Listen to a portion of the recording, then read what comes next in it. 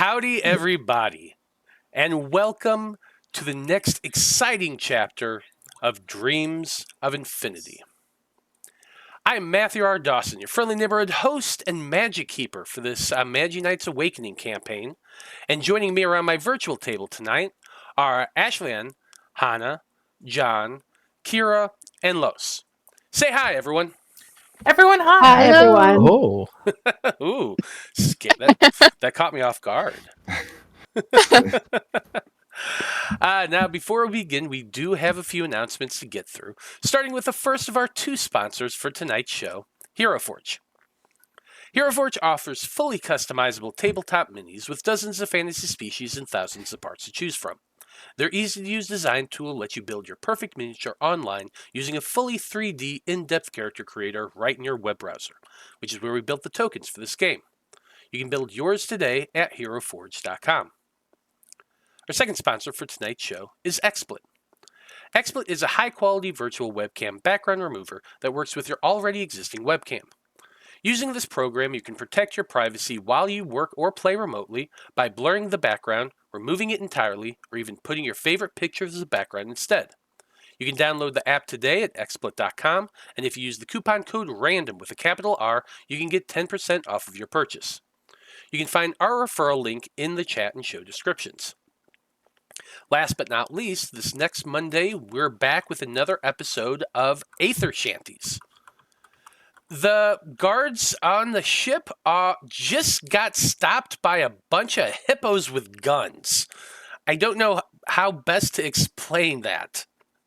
It's crazy, and it's going to get even crazier. So come check us out at 7 p.m. Central this upcoming Monday. Now you can keep up to date on our schedule and everything we do here on the network by following us on Facebook as Random Rhapsody TV, on Twitter as @random_Rhapsody, on Blue Sky as Random Rhapsody, and on TikTok as Random Rhapsody_TV. And that's going to do it for the announcements. So join us as we return to Loropa City and continue on with the Magi-Knights as they investigate the Dreams of Infinity.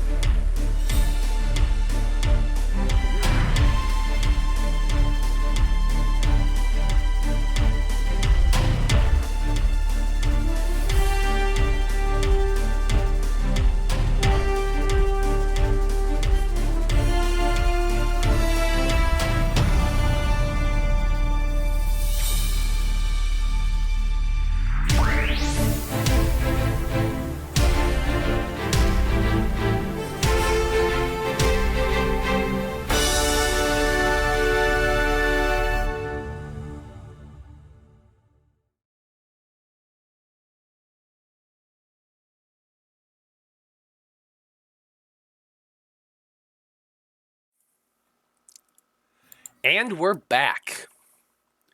So, you should know by now how we do our recaps. I offer up the Random Rhapsody coin, which is good for a reroll during the session. If I do the recap, I get the coin.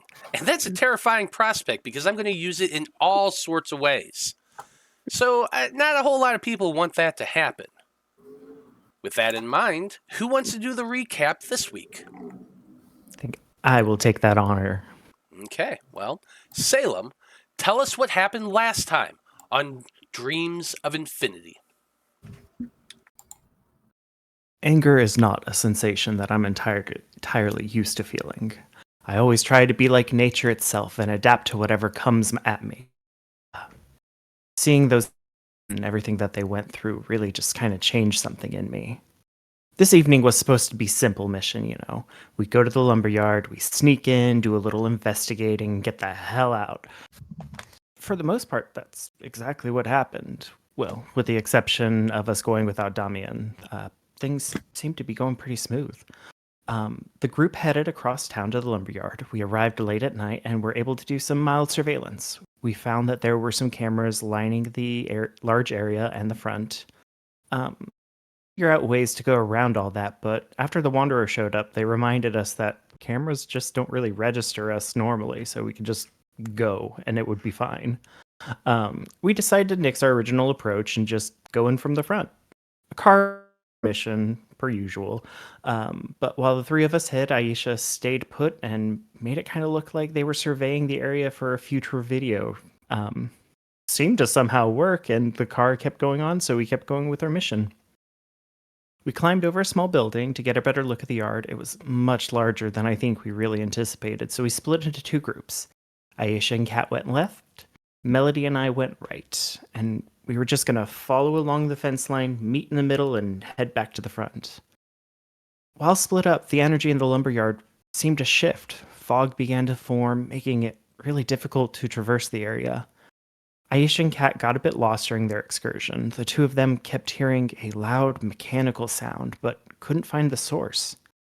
Melody and I, on the other hand, saw 4 floating orbs that kind of helped lead us around, where we eventually found a really large clearing. The orbs settled in the middle of it and waited for everybody. After some investigating, we determined that these 4 orbs were actually the missing kids. We used our soul crystals as kind of a beacon to try to help lead the other pair to us. And while that was going on, Melody tried to communicate with them. Seemed to work, but couldn't quite get through all the way. After we regrouped, we watched in horror as the last few moments of the kids' lives played out. Their spectral bodies just kind of massacred in front of us. We learned that their deaths were so traumatic that it sort of trapped their souls in this weird limbo state where they're forced to relive their deaths over and over and over again. The Wanderer said that the only way to free them from this fate was to find the entity that killed them and end its existence. Or another option that I kind of liked was, find a book on dark magic and necromancy, but we'll cross that bridge later. We did some more investigating and found an abandoned truck. It was for one of the employees at the lumberyard. While doing that, more weird stuff happened, and we learned that because of our energies, it mixed with the residual outsider energy and caused kind of just weird stuff to happen. The Wanderer finally told us, though, that if we wanted to, we could focus all of our powers together and kind of follow the trail, which would lead hopefully to the monster that killed the kids. There was a lot of debate on whether or not to go, and I decided that regardless of everyone's choice, I'm gonna go. What's the point of being a hero if you're just gonna stand by or run away due to fear or worry about school? The Wanderer vanished to go get Damian, and while the others and I kind of talked a little bit more, we all decided that we are gonna go, and we entered into the forest. Where we are most likely heading to a death trap, but you know what? That's not going to stop me. I'm not going to stop until this creature goes down. So, and that's where we're at. Right on. Very good. There you go. There's the random Rhapsody coin. Don't forget to use it. It's only going to last the session.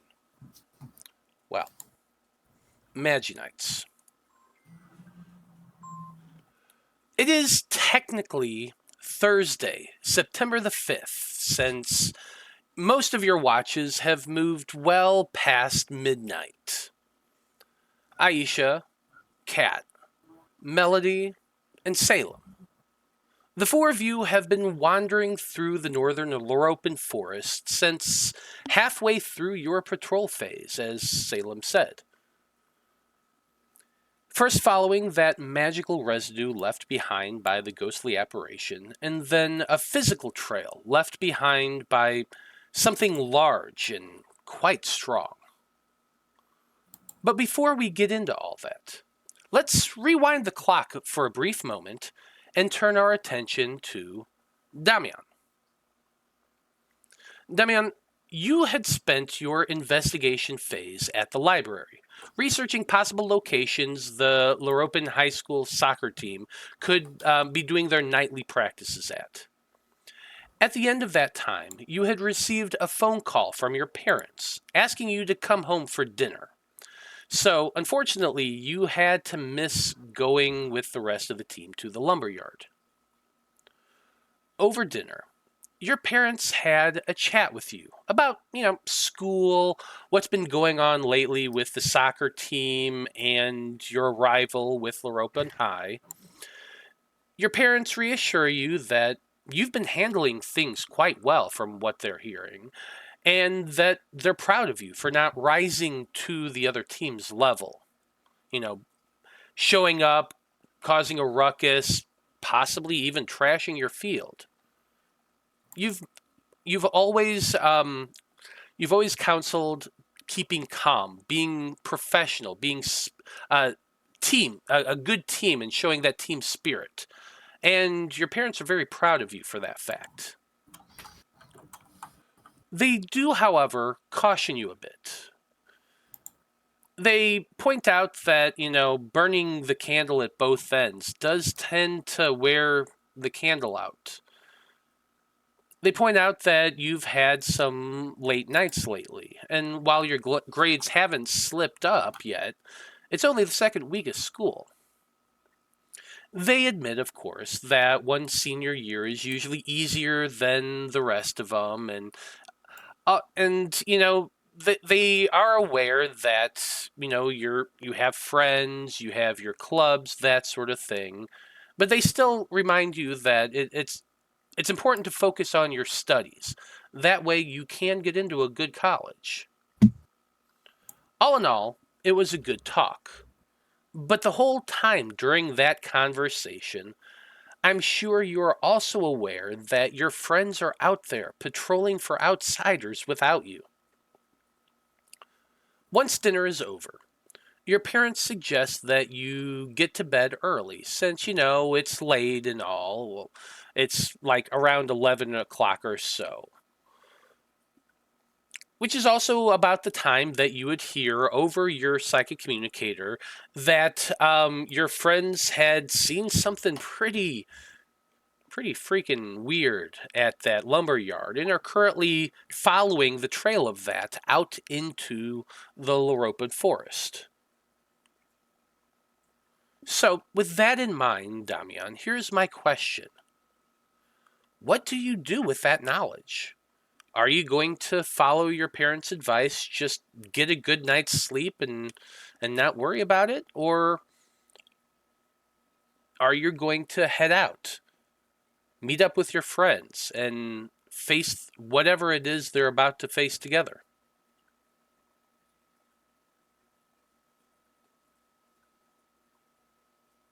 Are my parents winding down as well, or are they still awake, like doing, parent stuff? I would say that I'm not going to make you make a perception check for this. It is kind of late. You had all finished dinner. You can hear a little bit of clattering going on in the kitchen. They're probably quickly doing up the dishes and loading up the dishwasher before they too make their way up to bed. Okay. I'm gonna try to sneak out and grab the keys and drive to where everyone is. Okay. Even though that still sucks. Yeah. I feel like you have a couple options. You have number one, just sneaking your way down the stairs, grabbing the keys, going out the door, driving off. Second option, you are a Magi-Knight. Your bedroom is on the second floor. Wouldn't be too hard to just climb down. All in all, it's up to you. These are just your options. Yeah, I mean, I think my concern is getting to them from my house, which will likely require the car. I think I have a story to tell, if something comes up. Okay. But how? Yeah, I'm gonna try because I gotta get the keys. So no matter what, there's gonna be some kind of sneakiness. Yep. Unless I have an extra set of keys to the car. I Unless I have, like, imagine the you backup on my have key your ring. own set, or at least Okay, there's yeah. usually two sets. One the primary driver has and one a secondary driver has. So Yeah, I'll say I have a set on my house keys, and then I am just gonna try to, like, make it look like I'm sleeping in the bed. Throw okay. some, like, pillows around and stuff, and then yeah, open the window, um, and climb down, while also trying to close the window some behind me, Okay. if possible. So you're pulling a Ferris Bueller here. I'm going to allow you to either make a performance check or a deception check to make up your bed to look like you're still in it. Okay. And Is then it I would 12 on performance? Okay, that's a 12. And then the second thing I need you to do is make me an athletics check to climb out of your window. 17 for athletics. 17. Okay. You grab up some pillows, an extra pillowcase. You pull the pillowcase off of one of them. You stuff it with some clothes. You put it in your bed. You pull the covers up over it. Make it so that it looks like you're in bed.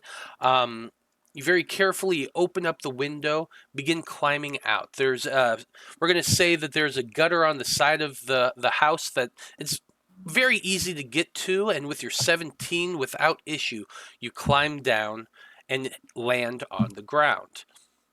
You can see now that the living room is dark. There is that one single light on in the kitchen, but the kitchen is in the back side of the house. So you feel fairly confident that you can get to your car and start it up. I kind of, I imagine that, pop it in neutral, let it slide out the driveway, start it Yeah. up a This isn't little my bit. first time. Yeah, absolutely. Start it You're up a gonna push little it bit down the later. road. Yeah. Ghost ride the whip. My Okay. God. So the good news is that since you're not like waiting, you're not you're getting right out the moment you hear it. You're going to be making your way in that direction about the same time that your friends have finished finish the first part of their exploration, and they kind of get lost for a little bit, but then at the end of it someone spots the path of trees that have been shoved to the side, and so they're kind of waiting at that moment, and you report, hey, I'm about at the forest. So Magi-Knights, knowing that Nova Seeker, that Damian is heading towards you, do you wait for them to actually find you? Do you kind of like continue on the path and try to find where it leads before you meet up? What is the plan? We should wait for Nova Seeker. That's my vote too. As long as we have the trail, we know where we're going. Yeah. Yep.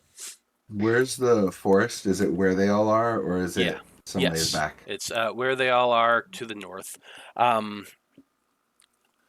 It takes you some time. It takes you about an hour to drive out to the woods. You can find the lumber yard easy enough. You kind of have to find a path that goes deeper into the woods. It takes a little bit, but fortunately, them telling you which way they went does help things out. You eventually do have to kind of park your car somewhere out in the woods where the terrain just is too rough. You can't drive it past a certain point, and you're going to have to get out and start hiking. This is going to take a little bit of work between all of you. Since you said you want to wait for Damian to meet up with you all before you proceed, you can absolutely do that, and you can work together to kind of help them make their way through the woods. It's going to be a lot of calling back and forth on the communicators, talking about things they've seen, trying to narrow it down because there's no GPS in the 90s. It's a little bit difficult, and it's also at night. So I'm going to have you all do a group check. This is going to be an attempt to guide Damian through the woods to reach you all. No Can matter I what. ask, does anybody... Yeah. Can I... what was the weather today? Was it raining or dry? Let's I see think if it trying was to remember. okay. Thought it was clear. I I believe think it was clear. okay. Yeah, I believe it was clear and cool. It has been raining throughout the week or so, but today itself was fairly clear, if I'm remembering Slightly right. cool. There's no I chance just- I can do like a survival or mysticism check to see if I pick up on the trail that they were following that got them to where they are. Well, we're doing this as a group. That's kind of what this Okay. is. Yeah, this is Okay. this is going to be a group skill check. So everybody is going to be rolling a d4 for this. There's 5 of you, so each one of you get to roll a d4. Now, I'm going to allow your group to decide how you do this. You can either do it as a coordination or a influence check. Do we still add our bonus based on that? Yeah. Yeah. Yeah, you roll a d4 and you add your bonus. Everyone adds it up together. I mean, I've got a 0 to coordination and a 5 to influence. Yeah, I've got a 3 in influence and 2 in coordination. For this, your score doesn't matter. What matters is if you have proficiency or mastery. Oh. Okay. Oh, that's right. So, yeah, if you have proficiency, I you don't add know. 1 to it. If you have mastery, you add 2, if I'm remembering. I don't think I Yes, understand that's correct.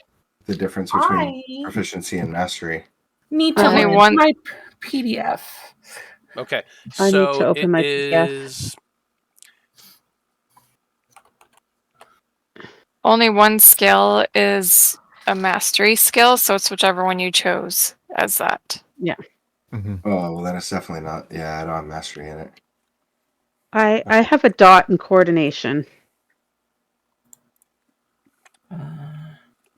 My mastery is athletics.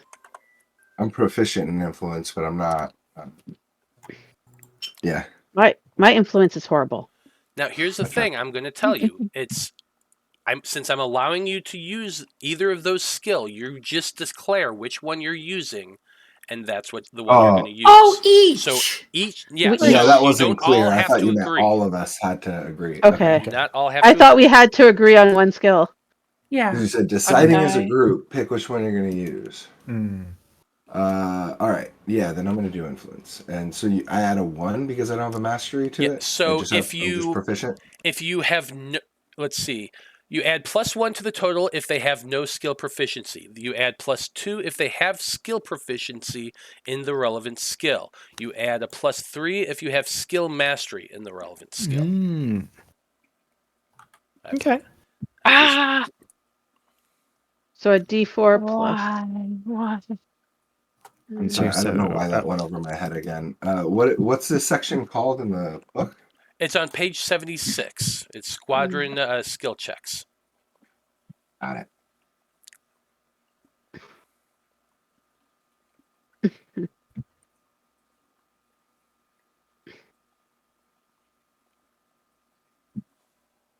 D4s.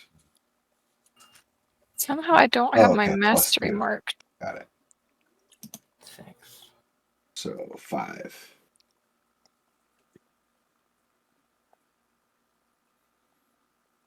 Okay, looks like everyone's rolled, so I'm going to tally up real quick here. So, Matt, I think I somehow forgot to put in my mastery. I don't know how. So, are you okay? I'm pretty sure I wanted it to be mysticism. So, are you okay with me just changing that really quick? Yeah, go for it. Okay.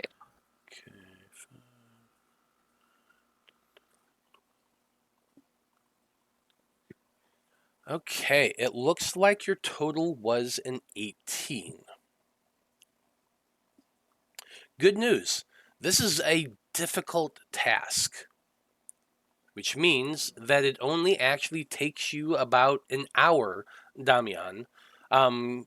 Thanks to their guidance, thanks to them kind of calling back and forth, and you looking for those clues, and you're looking for the tracks that they made in the mud, because it has been raining over this last couple weeks on occasion, so it is a little damp, and thankfully, after about an hour of travel, you do hear I imagine probably cat calling out to you, and you hear that echo in the distance and start following it, and lo and behold, there your friends are in the a middle of a pathway that you can kind of see trees like bent to the left and to the right in an almost V shape, and scuff marks along the ground.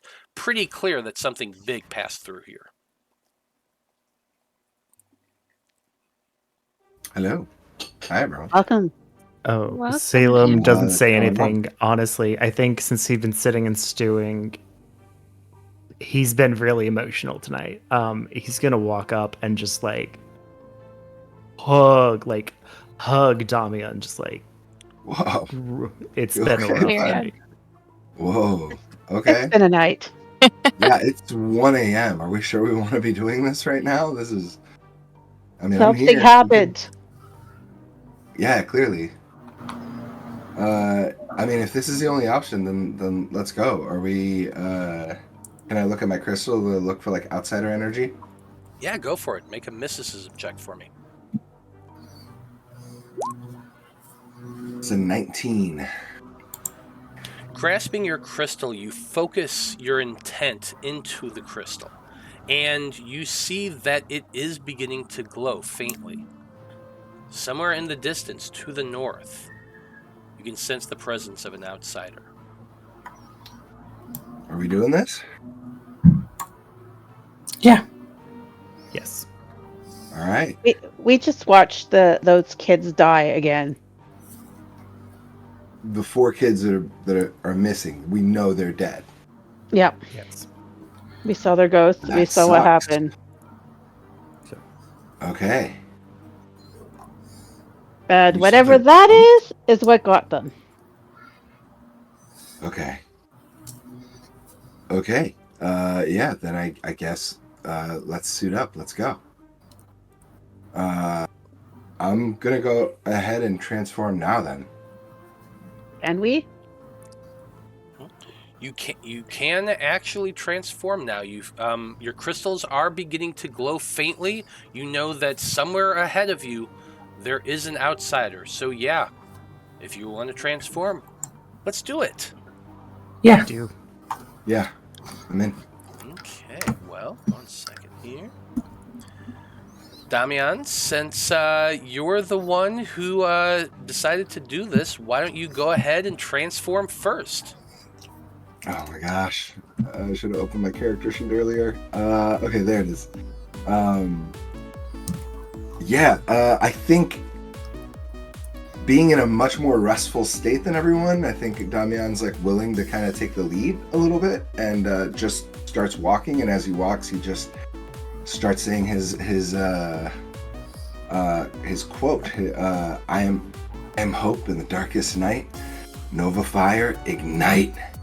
And that last word he adds like kind of just a little more like energy in the hopes of like facing his fear, and just starts walking and transforms kind of as he's walking towards the outsider. Love it. And there you see Nova Seekers standing there in their armor, shield and sword ready, striding forward. Does anyone else want to transform that while he got the opportunity? Oh, absolutely. Go for it. Salem, now suddenly feeling a little bit calmer, is gonna go and do theirs. I am nature's instrument. Hear her tune and repent. And he's gonna punch a tree, and you're gonna watch vines just kind of like burst forth from it, wrap him, and then erupt into like petals as he transforms. Love it. Who wants to go next? I'll go next. Go for it. What did the tree do to you? What didn't Our that tree? tree. Stand behind me! Aisha yells out, and her armor materializes on her. The Hoge flips up. I'll keep you safe, and she slashes her sword into existence. Come forth, shining star! 3 transformations, 3 Magi-Knights stand before you all. Who's next? I can go next. Go for it. Okay, so Melody will just motion like she's heaving up a bucket of water and throwing it over her head, and as she does, actual like red water will come out and splash down on her, and she'll shout, "Cast no shadow, turn from light. I have come to seize the night." And as the water drips down her, then she says, "Soul Seeker," and she's transformed. Love it. Kat, you're last. Okay. Cat will hold up her crystal and say, winds guide my step. This performance won't be my last. And the winds go around her, and it makes a tornado. And the whip appears, and it just goes, and Sky Seeker. Right on. All 5 of you have transformed, standing there in your poses, magical girls and guys, each. You boldly stride forward, heading in the direction that path seems to be leading you. And it does take a little while of hurrying, but you're Magi-Knights. You're quite a bit faster now than you are, much more sure-footed to be sure. So it does not take you long to find the end of the trail, which I'm going to go ahead and show you now.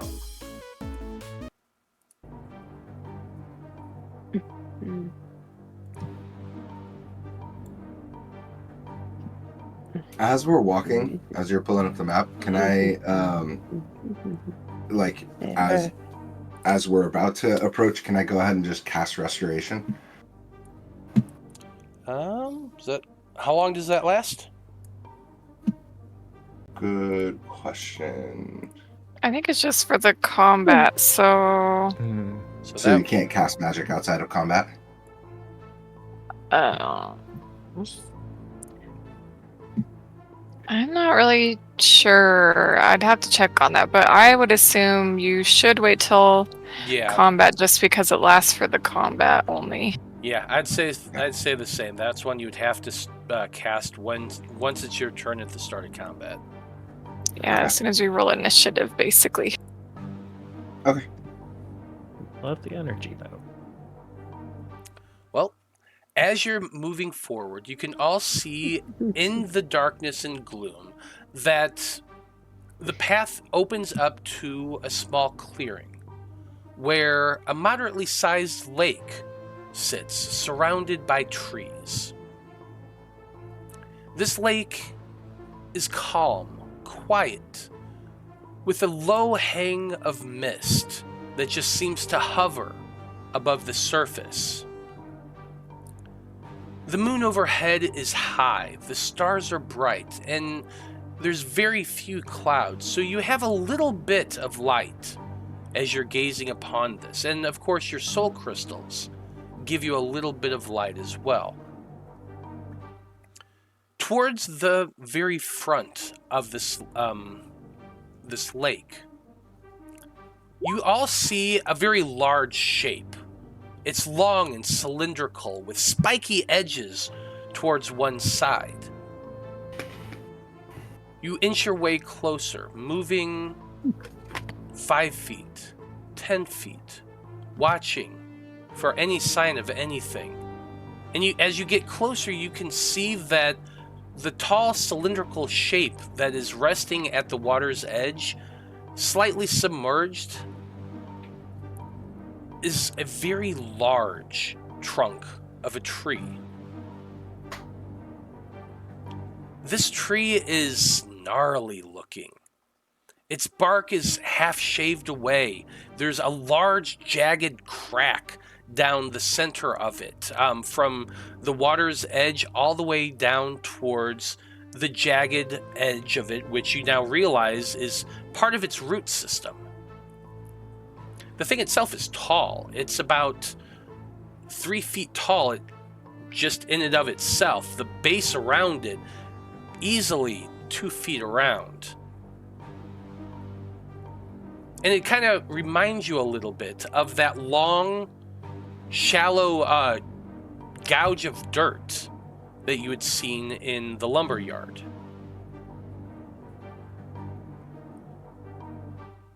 Seeing this, you don't see any sign of any activity, however.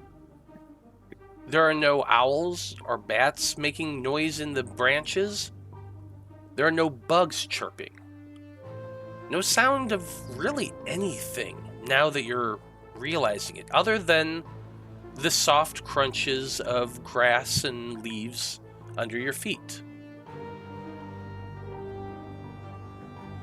But that is the sight you can see, and this is very clearly the end of the path. The lake itself, there's no sign of like bending trees or anything like that. It looks like a pristine just lake in the middle of the woods. So, what do you all do? This is too creepy. Mm-hmm. Too quiet. Let's stay close. First and foremost, yeah. I want to try to do as we approach a perception check to see if I can notice anything else. It's already unsettling, but We've had invisible outsiders before, so exactly. or it might be in the water.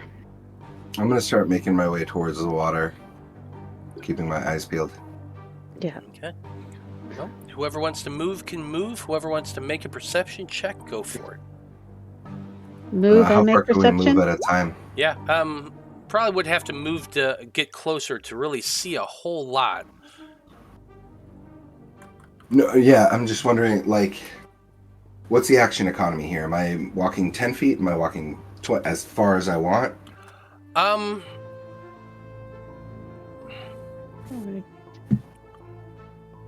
mean, are you planning on just walking directly up to the water's edge and then looking around? Or are you just trying to get a little bit closer and look? You tell me how close you're trying to get. Yeah, I mean, I think as I'm walking, I'm keeping my eyes peeled, so I'm taking it 5 feet at a time, like looking around as I approach. But if I don't see anything, then I'm walking up, pretty close, like at maybe 20 feet from the water's edge to like get a good view of everything around me. Yeah. Okay. I don't think I'm trying to get cover. No, I was about to say, that's probably what I was going to do, about 25 feet outside of that. I think it would be wise for some of us to get cover, but I'm striding out, probably as far as Salem is out, while, trying to keep my awareness as much as possible. Absolutely. I think we should activate our beacons of light. Increase our visibility. Say what? Make Where our we crystals extend glow. our light, yeah. Or our weapons. I agree. Okay, now I'm going to have to look because I can't remember how bright you can actually make your 25-foot radius. 25 foot, perfect. I will go. Is everybody extending it to the full range? Yeah. Yeah. Yeah. Also gonna walk out to like. roughly Maybe like only that some of much. us do it. Like maybe Salem and I do it, so that y'all are still kind of hidden in the back. Just a thought. I'm But if everyone wants to do it, definitely. yeah, I mean, I'll do it then. Yeah, for sure. Okay. Does anybody not extend their light to the full 20? Okay. Bear with me 1 second while I switch that for you all. And then I will... Whoever it is probably knows we're here. Exactly. Stealth has never helped us. Nope. Have we ever Besides, I actually do- tried it? Yes. We did it at the lumberyard, but I failed. Oh, We also It's tried like- it. We tried it kinda in the restaurant, arguably, and kinda in the other forest fight with the soccer kids. Was it- yeah. My We favorite did is not that try- you're all saying Go ahead. kind of. Yeah, no, I Kinda. don't think you can kind of count. I think Go Kat's ahead. the only one that has a proficiency in stealth. Oh, I do think too, you I do. think. Okay. Let me check. I just rolled really bad that time. Ah, Hmm. you might have rolled a 1. I know there was Yeah. a lot of ones that- in really bad spots. It was in character. Yeah, I do remember you all rolled pretty bad quite a bit last Yeah. session. The dice were trying to kill us. Yep. Yeah. You know, it happens. It's never the DM, always the dice. Always. Always. Okay. So far, well, there's 2 perception. I got, yes, I was getting ready to say the same thing. I got Salem and Katrina rolling 18s. So I'm just going to go ahead and narrate this a little bit. You all continue making your way forward. You can probably get about, I'd say you get to about 20 feet away from the water's edge before you'd really see any sort of change. So you're all welcome to get right up about right here and really position yourselves where you're walking. I want to be in the middle of everyone so that I can barrier them if I have to. Right, what is restorations? 60 feet. I just need to be within 60 feet of you. As you're walking forward, your crystals begin to glow brighter, and you're able to see a little bit more of your surroundings. Most of the trees here are not super tall.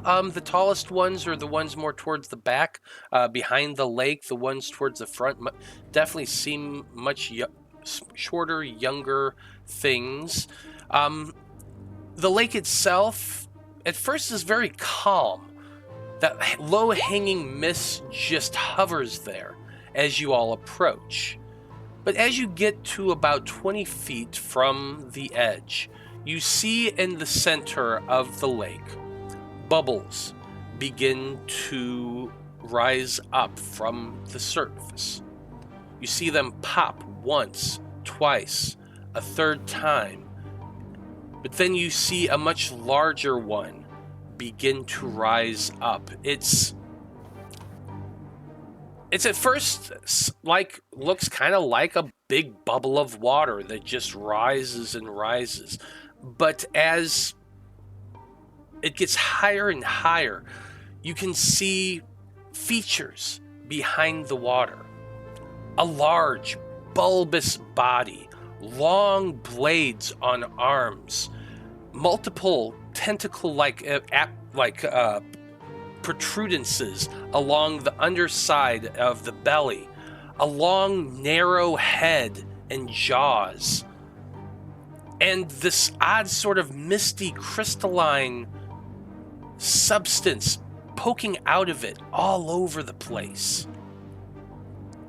It seems to regard you all as it steps forward in the lake, moving 5 feet, 10 feet.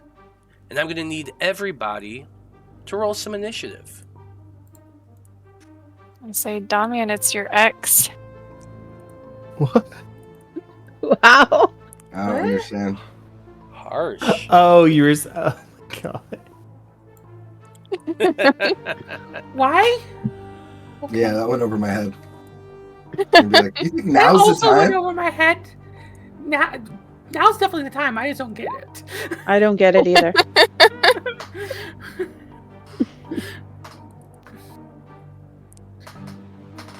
Why am I Nice, forgetting how to Aisha. roll initiative?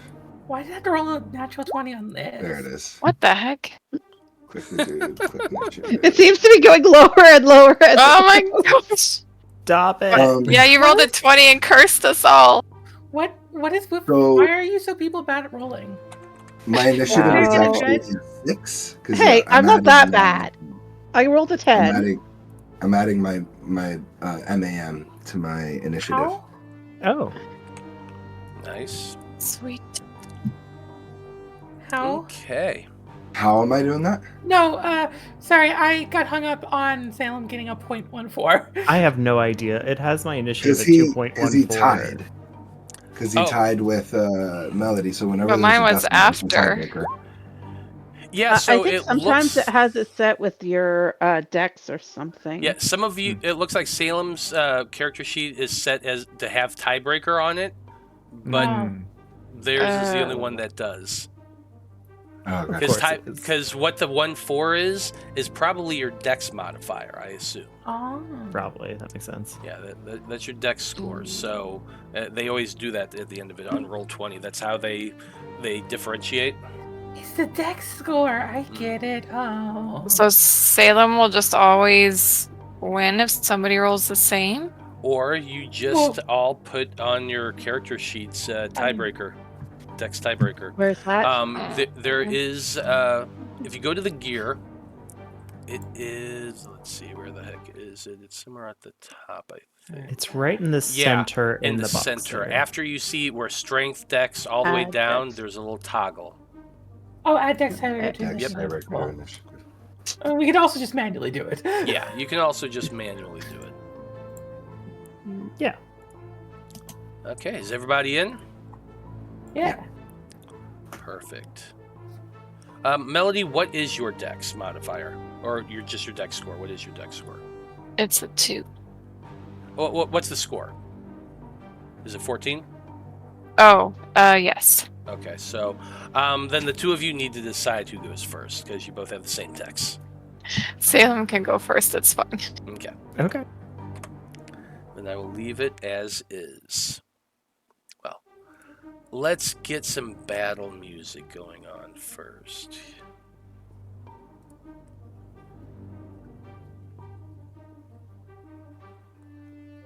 Where did my battle music go?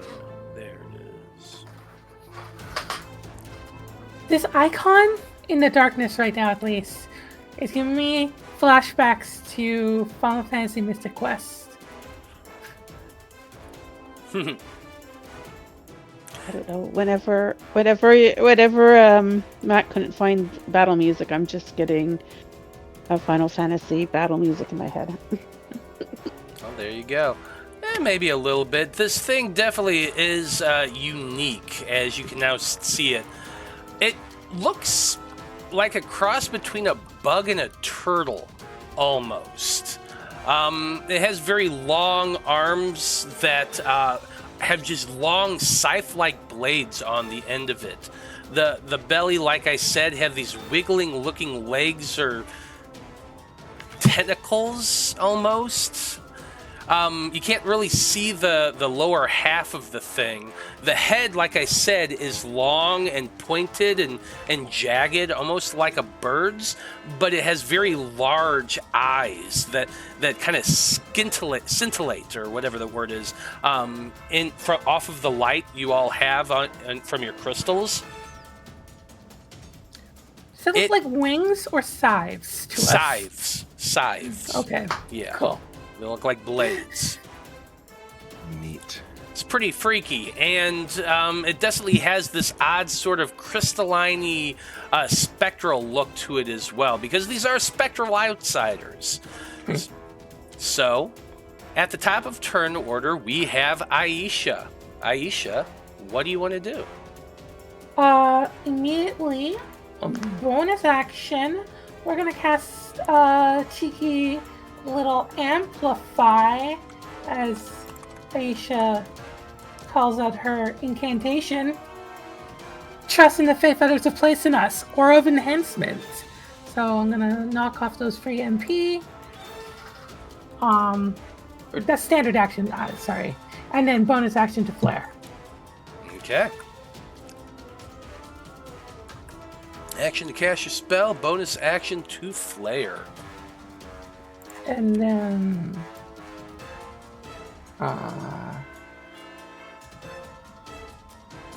Well, I'll at least move up to it and see if it triggers Horrify or something. Oh yeah, I do need to do that, don't I? I always forget about So is this, how deep does that water look immediately? It's pretty deep, and actually, yeah, I did forget to do that. We do need to do a horror check. I assumed we needed to see it in the light. It's when you start walking up onto it. Basically, once you get right here, that's when I'm going to be needing you to make that horror check. So why don't we go ahead and do that first? I'll remind you, it's a D100, and you're adding your purity modifier. Thank you. Well, Aisha would light it up for all of us, wouldn't she? Yeah, technically, I think she would. I do. See here. Since I'm acting amplify, I do have to drop total focus on shine. Got it. Oh, that's true. You would. Okay, that's I'm interesting. not used to all of these things. She definitely did it before she started walking, but I'll let you decide how the decay of all of that happens. I think it would just automatically. Oh, sorry. Go ahead. Well, no, I'm going to ask you that, Kira. As far as focusing on the crystal, is it total focus? And when you switch to a new spell, does it just go dark? Yeah, you would just have to drop your glowing total focus to cast your new spell. Okay. So it just automatically happen when you cast it, that it replaces it. Interesting. So actually, then that's going to change you a little bit. Let me drop that. There, your light is now gone. Well, I still naturally have the 10, wouldn't I? Yeah. It's only the extension that costs total focus. But it's still, that drop Yeah. makes it so that the creature is no longer visible by even you, technically. Yeah. You'd be able to see it a little bit. Yeah. Moon and that sort of thing. I'm still going to say that you need to make your roll to resist horror, but it's not going to affect your teammates. Cool. Roll 1d100 plus purity. 6. 106. Wow. Wait, did you roll 100? Yeah. Oh, yeah. That means you can help somebody else auto pass too, I think. Wow. Oh, will that just save? Let me double check. I think technically we're supposed to roll at the same time when we do horror checks, but this is kind of different. Yeah, because the lighting is what the factor is here.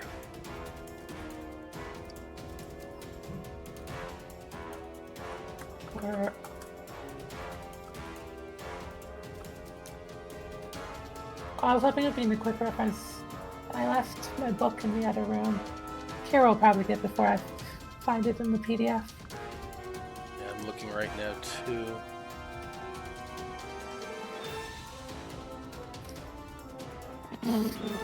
I'm reading the horrified condition, but I'm trying to remember where that note is. Foes in combat. Yeah, the horrified condition is on page 177, but I'm not sure if it has that note there. I'm trying to find it. It's probably in the roll to resist. There it is. There's the book, I mean.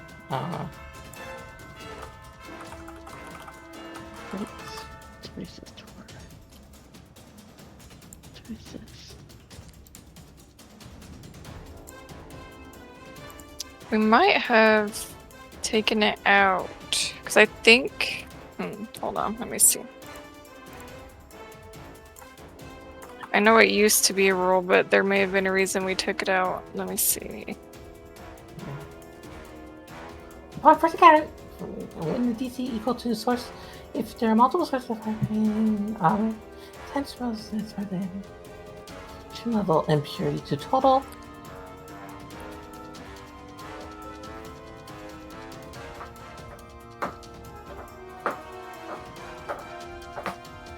Ultimate result. If a Magi-Knight rolls a natural 100 on the roll to resist, they gain an inspiration point and may select another Magi-Knight who failed their roll resist to succeed and keep their original position in initiative track. Okay, so that's not going to affect too much, but you do get the point of inspiration. Yay.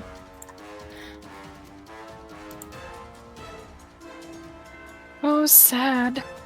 And that help carry over to after whenever the rest of us have to I roll? mean, No. if it's based on my bravery, I feel like I should still, like, if someone fails, be able to give them a pass. Tell you What what. page is that on? It's on page 162, the top of 162. Continuing Thank you, from thank 161. I think what we'll say for this is that I'll allow you to use your reaction if somebody becomes horrified. I accept that. I accept needing to use my reaction. So I can say a thing and be like, hey, I'm brave. You're brave. It will be better writing than that in the moment. Exactly. So I'm going to go with that one since you rolled a 100. That it sounds like a good way to do it. So if somebody does get horrified, you do get to use your reaction to call them out of it, or to call to allow them to keep their turn order, whatever. Yeah, and not be horrified. Cool. All this to say, now I'm closer to this tree. Does it look stable to stand on? How deep does the water look? Okay, so what you can see, the water is it's a lake, so it gets deeper the deeper you go. And right here on the edge, it's like ankle deep. Here it's about calf deep. The farther you get, the deeper it's going to. The tree itself, does it look stable? Ish. It's a giant freaking tree log that's half submerged in the water. It would definitely, it's big enough for you to stand on. Whether or not it's secure, well, it kind of looks like it, but there's no way of knowing for sure without standing on it. Okay, well, I think I'm just, for now, gonna stand here and be a vanguard. I don't think I'm gonna walk into the water. Okay. Next Guys, this is gross! Gird yourself! Okay, next Like, up. gird myself? Yeah. Gourd yourself. I've never heard that word used in common parlance, but sure. Gird. I'll gird myself. Well, Sky Seeker, you're up next. What you got? Can I see this thing enough to attack it? Right now, not as well as you'd like to. You can kind of see its outline, but it is dark, and you're not close enough to really see its details. So you could try to attack it, but if you use your beam or something, it's going to be at disadvantage. How close do I have to be to use the beam? Well, you'd have to be able to physically see it to be able to target it fully. So I have to go up to where Aisha is? Yes. Even though I have 60-foot range? It has nothing to do with the range of the ability. It's the fact that you can't see it clearly. So because it's so dark and the fact that you can't see it fully, it's a little harder to hit. I didn't see how much I moved. It was here. It's 25 from what I can count. Can I see it from here? You would be able to see it from there, and the moment you are able to see it in its full details, as I've described it now, it is pretty gnarly, and you are going to have to make that roll to resist horror. And since you're close enough, that is going to allow your friends to see it as well. So let's all just go ahead and roll. And that's before your modifier, unless your modifier for purity is literally 0. I don't know what my purity is. I just rolled. What is purity? Purity is 1.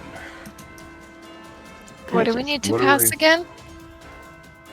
You don't know yet. Oh, okay. Oh no. Yeah.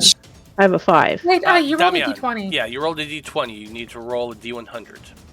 Wait, what? Oh, I thought I swapped that to do. Okay, roll.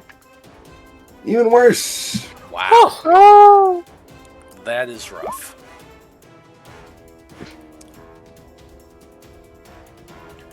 Okay, let's see. Kat, what'd you get? Yeah, 87 total. Success. Damian, you got a 5. I can see that now. That is a failure. Salem, what'd you get? 55. 55 is exactly what you needed. That is a success. Melody? I got a 47. 47. Unfortunately, that is a failure. So 2 individuals have failed. Aisha, I have to make a choice. you I'm do gonna have to use make my a choice. action. Sorry to the player. But I think in this situation, Aisha would call out to Melody first. And she would be like, I'm gonna hold this thing's attention. None of you worry. And I feel like that wouldn't be reassuring to Damian. And that's why it doesn't, because we had that conversation in the school. So it's not me making the choice, it's narratively what she said. That's what has to happen. There we go. I'll allow it. Okay, so unfortunately, Damian, that does mean that you are horrified. I'm going to put this green dot on you to signify that you're horrified. Here's what that means. Number 1, you're taking a point of stress. Go ahead and add that to your sheet. Second thing, you have disadvantage on skill checks and rolls to resist. Third thing is, your move is reduced to 0. Fourth thing is, you cannot take any action that would deal damage or affect an enemy. Number 5, attack rolls against you automatically succeed. Number 6, you automatically fail any leadership skill checks you make. Number 7, you are dropped to the bottom of the initiative, but that doesn't affect you at all because you're already at the bottom of initiative. Now, here's the good news. At the end of your turn, you get to roll to resist horror again. On a success, you remove the condition. On a failure, the condition is changed to distressed. So either way, it's only gonna last a little while. However, as a bonus action, another Magi-Knight can make a leadership skill check on their turn as an action, or as a bonus action, sorry. On a success, they replace the horrified condition with a distress condition again. You are not currently totally focusing, so you don't need to worry about that. So that's about it. Now then, all this happened in the span of half a second. Katrina, Skyseeker, you still have an action and a bonus action, and you can now see the creature. Oh. I am going to beam it. So she will, hold up her thing and air blast. Okay, roll your attack.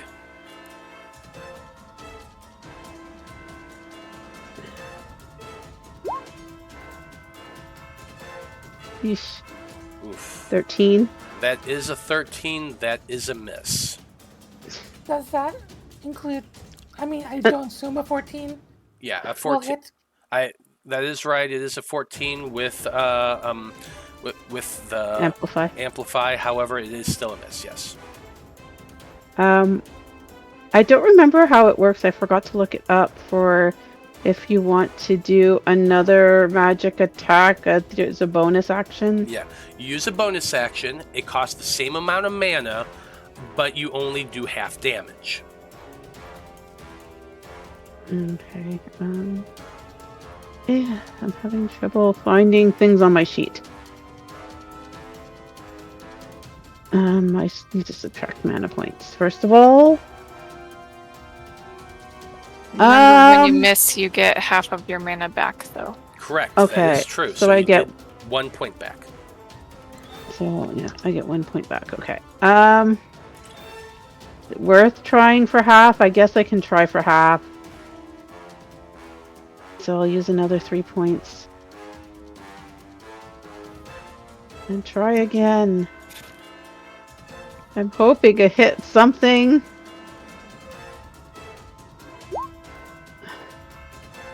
Uh, 18. 19 with Aisha's help, which is enough to hit it. 19 air. Yep, so Half. that's halved, so 9 points of damage. You line up your wand or your whip, I'm sorry, and blast with that laser beam.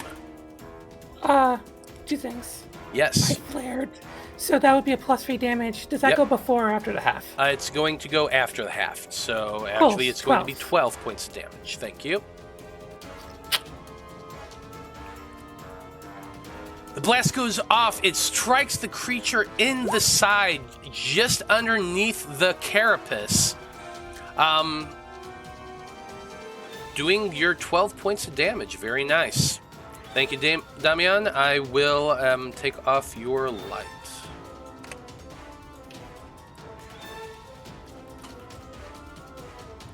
That is it for your turn. Let me do this real quick.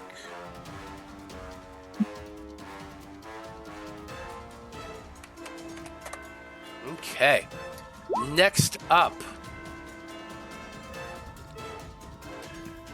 we have the creature that is currently submerged in water. He just got hit.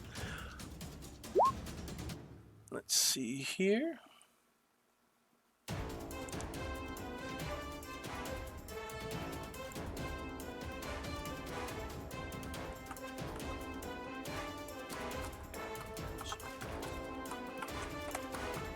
Okay.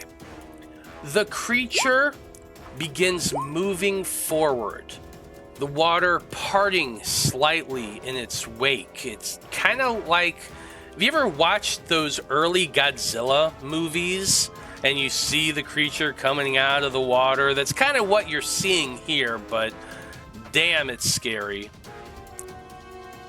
Katrina is the first one to hit it. It is moving in that direction. It puts 1 foot up onto the tree, and as it does, it puts its weight on it, the branch begins sinking downward into the water. Almost as though it's protecting this tree.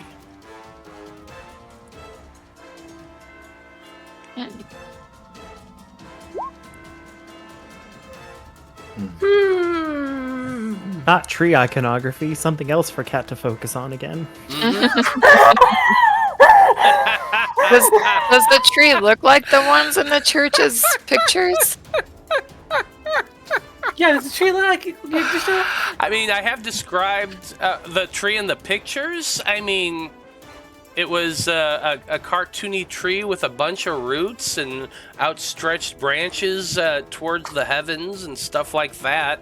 You can't see the top of it. It's submerged in the water, but you can see the like spindly roots at the bottoms. Is there... I mean... Does correlation... Does correlation always equal causation? Who knows? We'll find out. But what it is going to do is it's first thing it's going to be doing is taking a slash at you, Skyseeker. That's a 25. I assume that hits. Yeah, I don't know what my AC is, but yeah. 11 points of slashing damage. Ooh. It's that blade, it, like I said, it looks like a scythe blade. It's jagged and sharp, and there's spikes kind of protruding out the back of it towards the knuckle of this thing. It slashes across your chest, cutting a deep gouge across you. Whew, that hurt. As it's doing so, it kind of leans forward at the same time, and that sharp point of a beak on the head of this creature shoots forward towards you, Starseeker.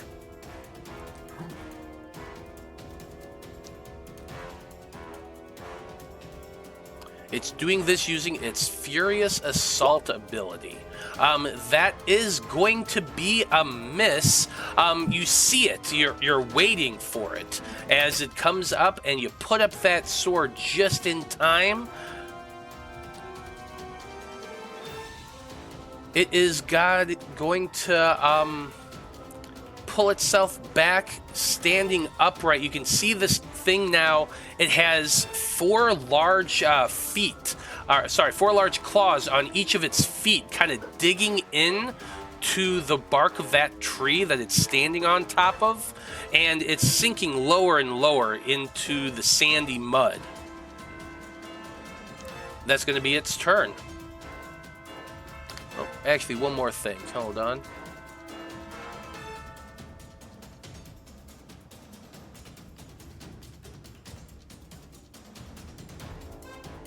Okay, just needed to read something. Yeah, that's it for its turn right now.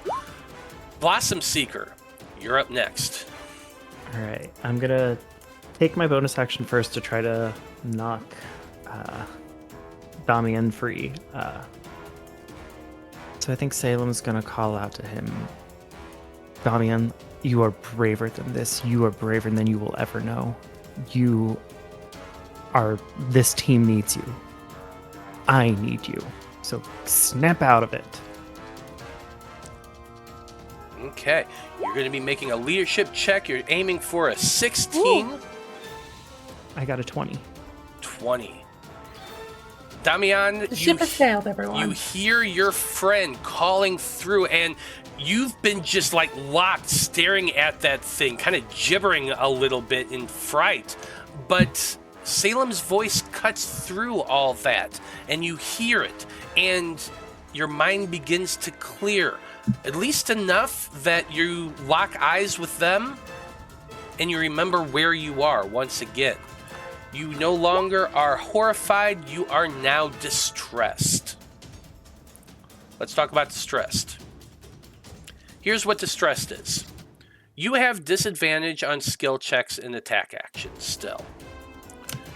You are automatically going to fail any leadership skill checks you make as a standard action. Roll to resist horror. On a success, this condition is removed. On a failure, the condition persists. As a free action, a Magi-Knight can forcefully remove this condition by taking 1 trauma point.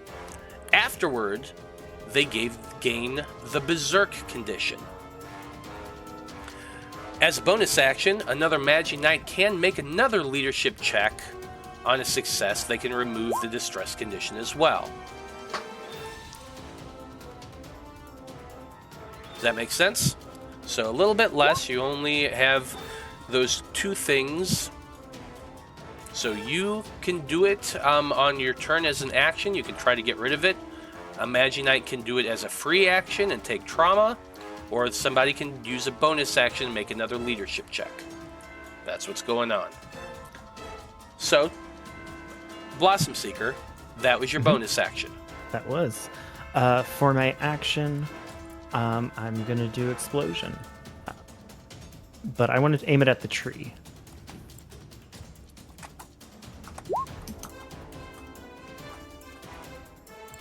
Okay. 14 for the tree.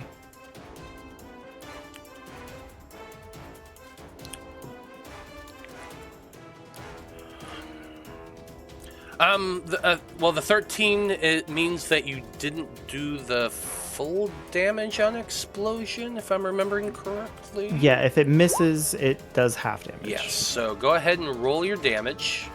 Okay. It's half, so 2 plus the 3, so 5. You focus towards the tree, focusing on your magic, trying to explode outward with your element is wood, and kind of like you're trying to focus on that. The spell goes off, and you do see like some spikes come out of it, and like that dark, jagged crack in the thing breaks apart a little bit farther. But other than that, that's really all that happens. And you don't see any change in anything beyond that. Cool. I can work with that. Okay. That's what happens. Sweet. All right, and I don't think I'm going to move, so I think we're going to stay there. So that is my turn. Okay. Melody, you're up next. Okay, I'm just trying to remember something for explosion really quick.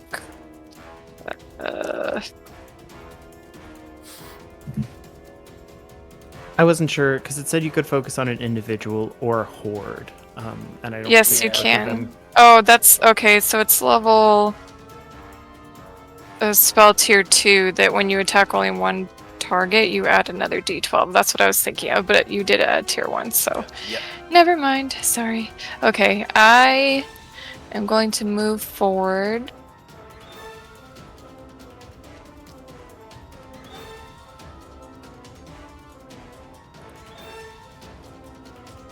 And attack the monster.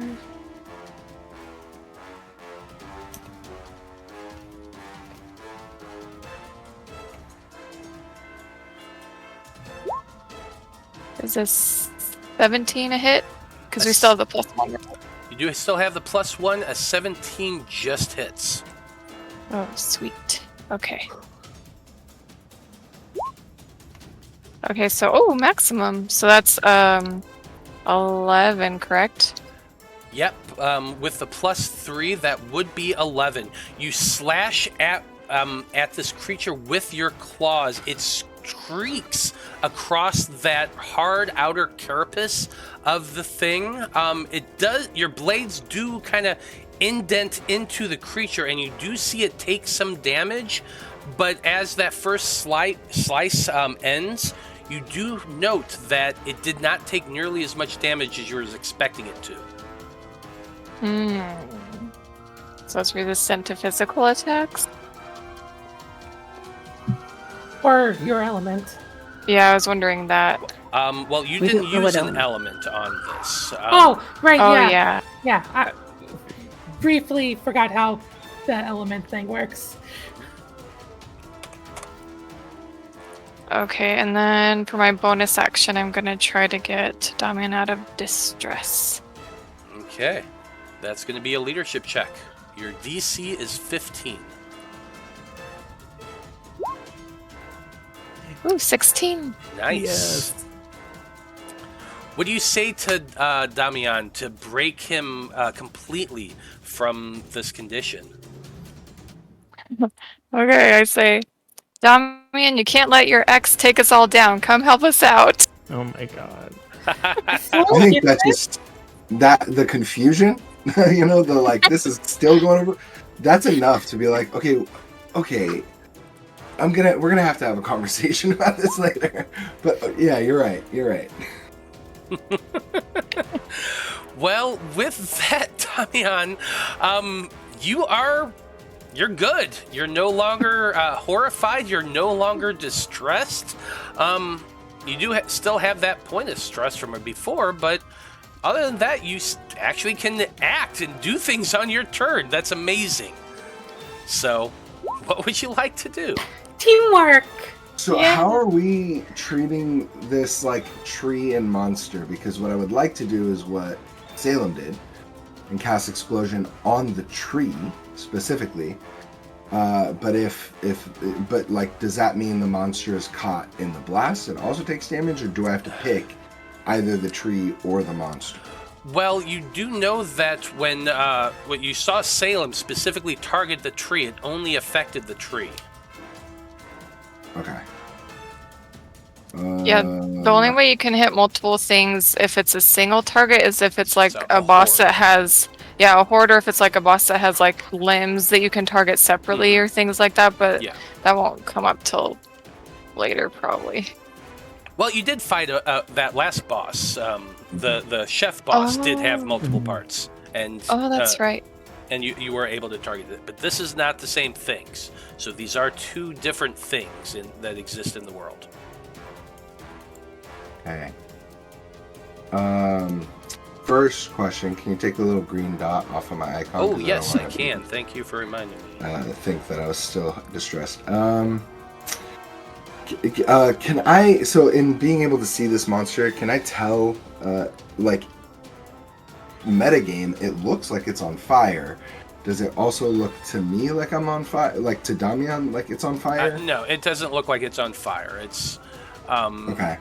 It's just kind of shiny and crystally. It has a hard outer carapace that has taken a crack in it, but other than that, like it okay. Looks like a spectral outsider. Gotcha. I just make all the monsters Okay. look crystally because they're outsiders. Yeah, no, I understand.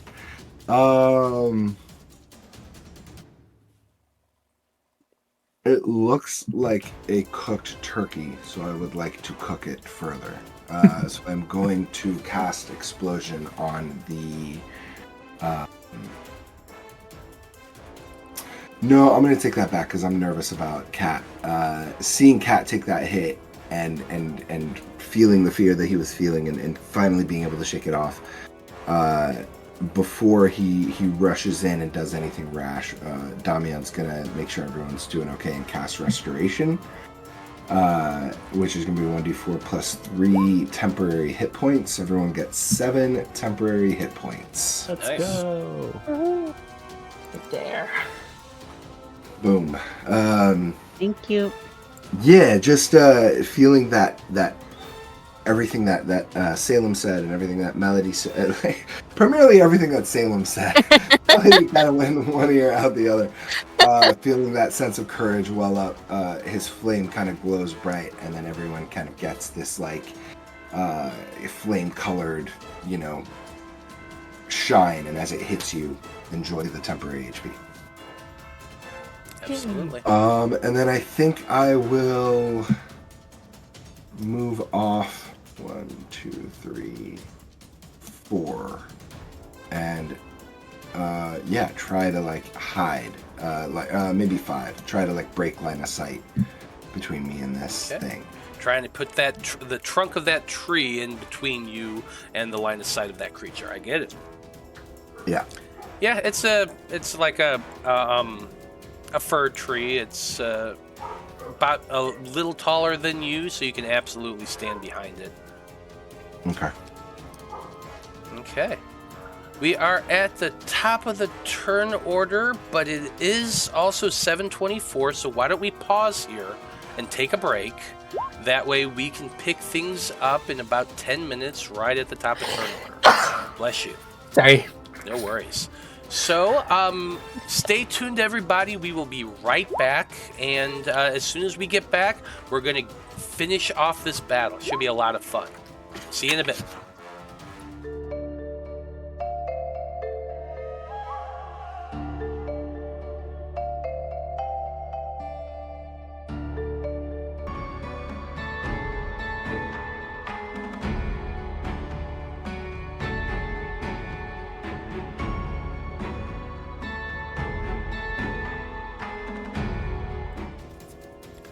Howdy, everybody. We are back. And when we last left off, our heroes were in the middle of a battle with a spectral outsider that they've been tracking all the way from the lumberyard. We're now at the top of turn order once again. This is round 2, and Aisha, you are up first. What would you like to do? I was looking at dynamic objects, but I don't think there's anything like I really want to do right now. I want to like spend it on just like a +2 to hit at this early in the combat. So that is true. I did forget to mention dynamic objects at the start of the battle. That's my bad. There are a total of 2 of them in this scene.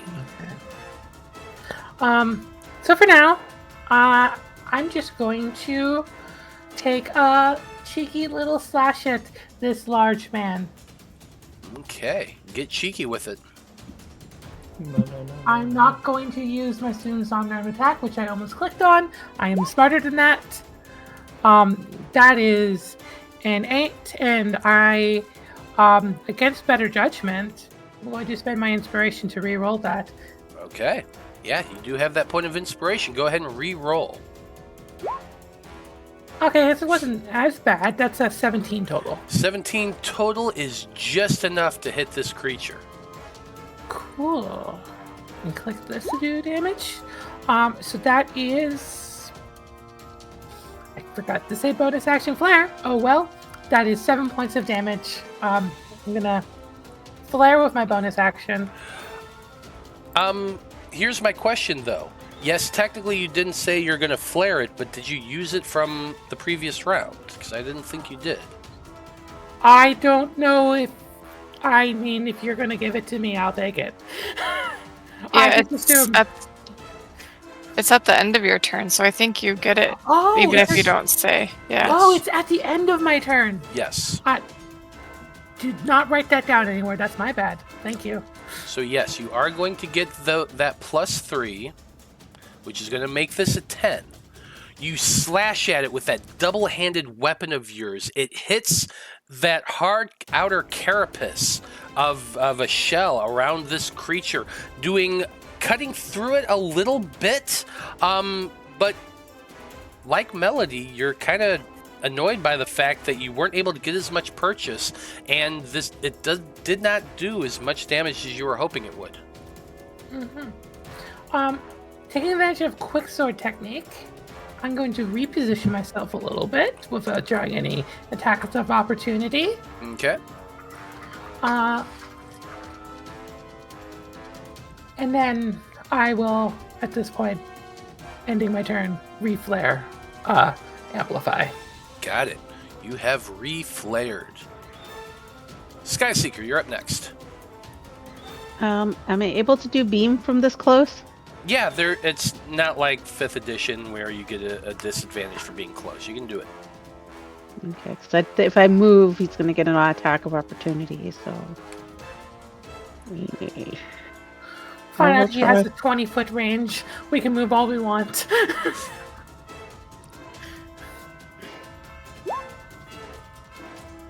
21 to hit. 21 does hit. Plus flare. 16 air damage plus, I guess, whatever. Does the amplify give something? Yeah, +3. So it's going to be a 19 points of damage to this creature. You aim your beam at him, pulling up that energy and unleashing it like point blank in this creature's face. It hits, and you see that outer carapace of a shell that's around the back of this creature. It seems to crack even more. Okay. I have enough magic to do one more.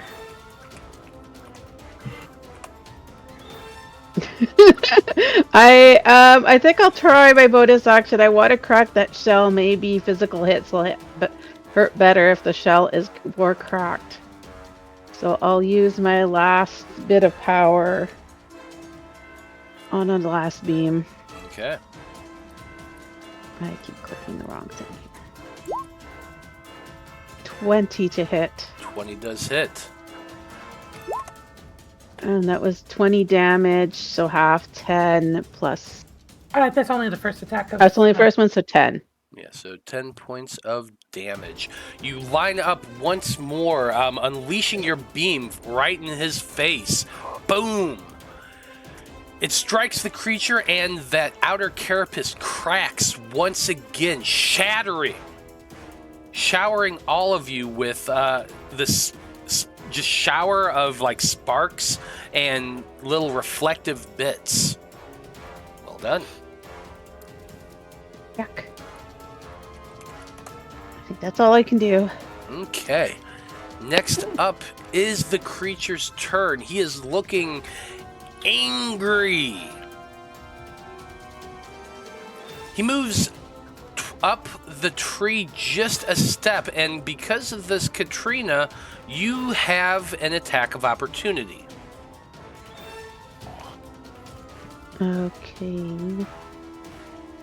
Sorry, tabs everywhere. And Aisha's going to be getting one as well.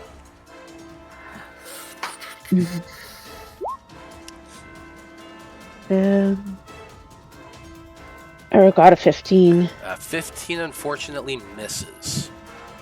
And the amplify is only on No, first it attack. adds a +1, but it still misses. The +1 is constant. Yeah. So amplify Okay. default. It just adds +1 to everything you do. Well, Okay. formula's more complicated. Anyway, and then because I'm flaring it as my bonus action, it also adds to damage. Okay. So One 16 is not enough. It's a 17 we need. Seems that way. Quick point of clarification before I use my reaction. Mm-hmm. Immediate action. Like if I quicken a spell that is a reaction to become an immediate action, can I still use it not on my turn? Quickening a spell as a reaction? Well, like I can no. Normally the spell's a reaction. Barriers are normally a reaction. Oh, yeah. And if I quicken it to immediate, can I still use it not on my turn?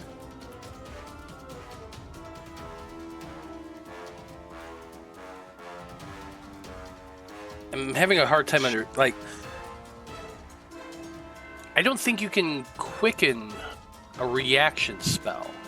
Well, You're trying to ready an action? Like you're trying to use your reaction. Barrier has the ability to be quickened to an immediate action in its Okay. spell description. Okay. I just do not fully understand when immediate actions can be used, because immediate actions require triggers. So is it just the trigger of damage that's already inherent in barrier? Let me look at barrier here.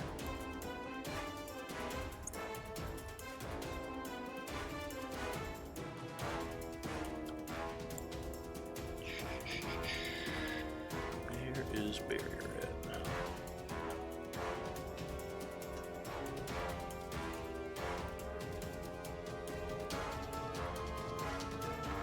Barrier has quicken on some of their spells.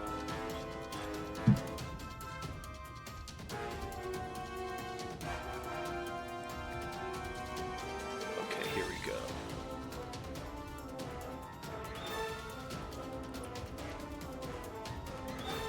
So immediate action is just an immediate action. It happens immediately. Okay, So it looks like whenever. cool. But yeah, I mean, you obviously have the cost of quickening the spell and everything. Yeah, you still have to consider. still have to pay the quickening cost. Yeah. Yeah. Cool. Okay. Cool. Then I will take the reaction, the attack of opportunity. Got it. Okay. Okay, I understand what's going on here. So, because if you use your reaction, you can quicken the barrier thing to do it anyway. I'm gotcha. Yeah. Okay, yeah. Yeah. That's only a 16. That is a 16. Unfortunately, that is a failure. It moves to right here. This is where it moves to. It's turning, and the entire time it's been moving, Skyseeker, its eyes have been focused directly at you. It hasn't lost your gaze the entire time. It seems to be fixated upon you, almost as though you are the subject of its hunt, because it is a blood hunter. However, what it's going to be doing is a full round action to do an explosive blast. Its mouth opens as it stands over you, Soul Seeker. And as its mouth opens up, you just see this coalescence of energy beginning to form right there. As it focuses its energy. It is going to blast this in a 10-foot radius. It's basically a 10-foot line of a beam from its beak forward. So it's going to be hitting the three of you. I'm going to need each of you to make a roll to resist magic. Sorry, it's doing a 10-foot? It's a 10-foot wide line. Oh, okay.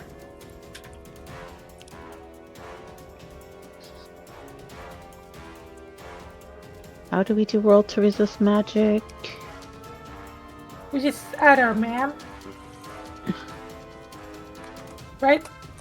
Yeah, it's whatever your spell it's whatever you used for your magic, that's what you roll. If you have proficiency in it, you add your proficiency modifier. All of you either got proficiency in magic or physical, one or the other.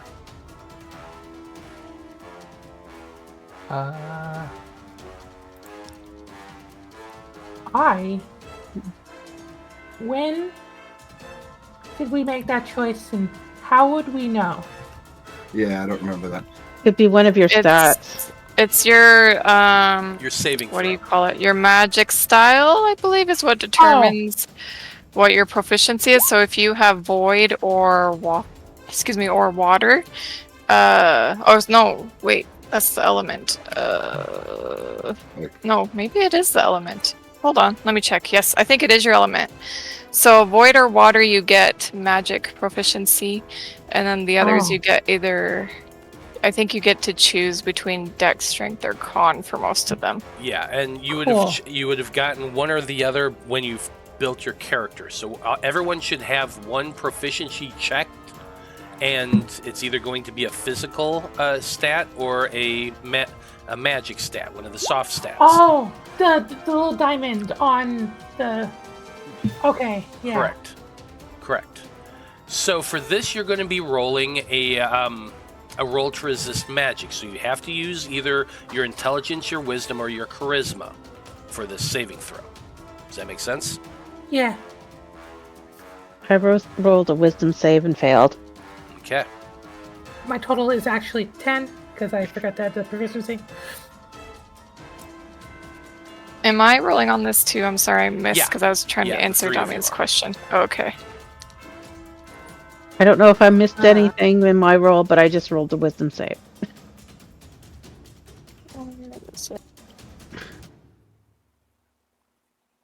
But 5, I think it's too low for anything. Yes.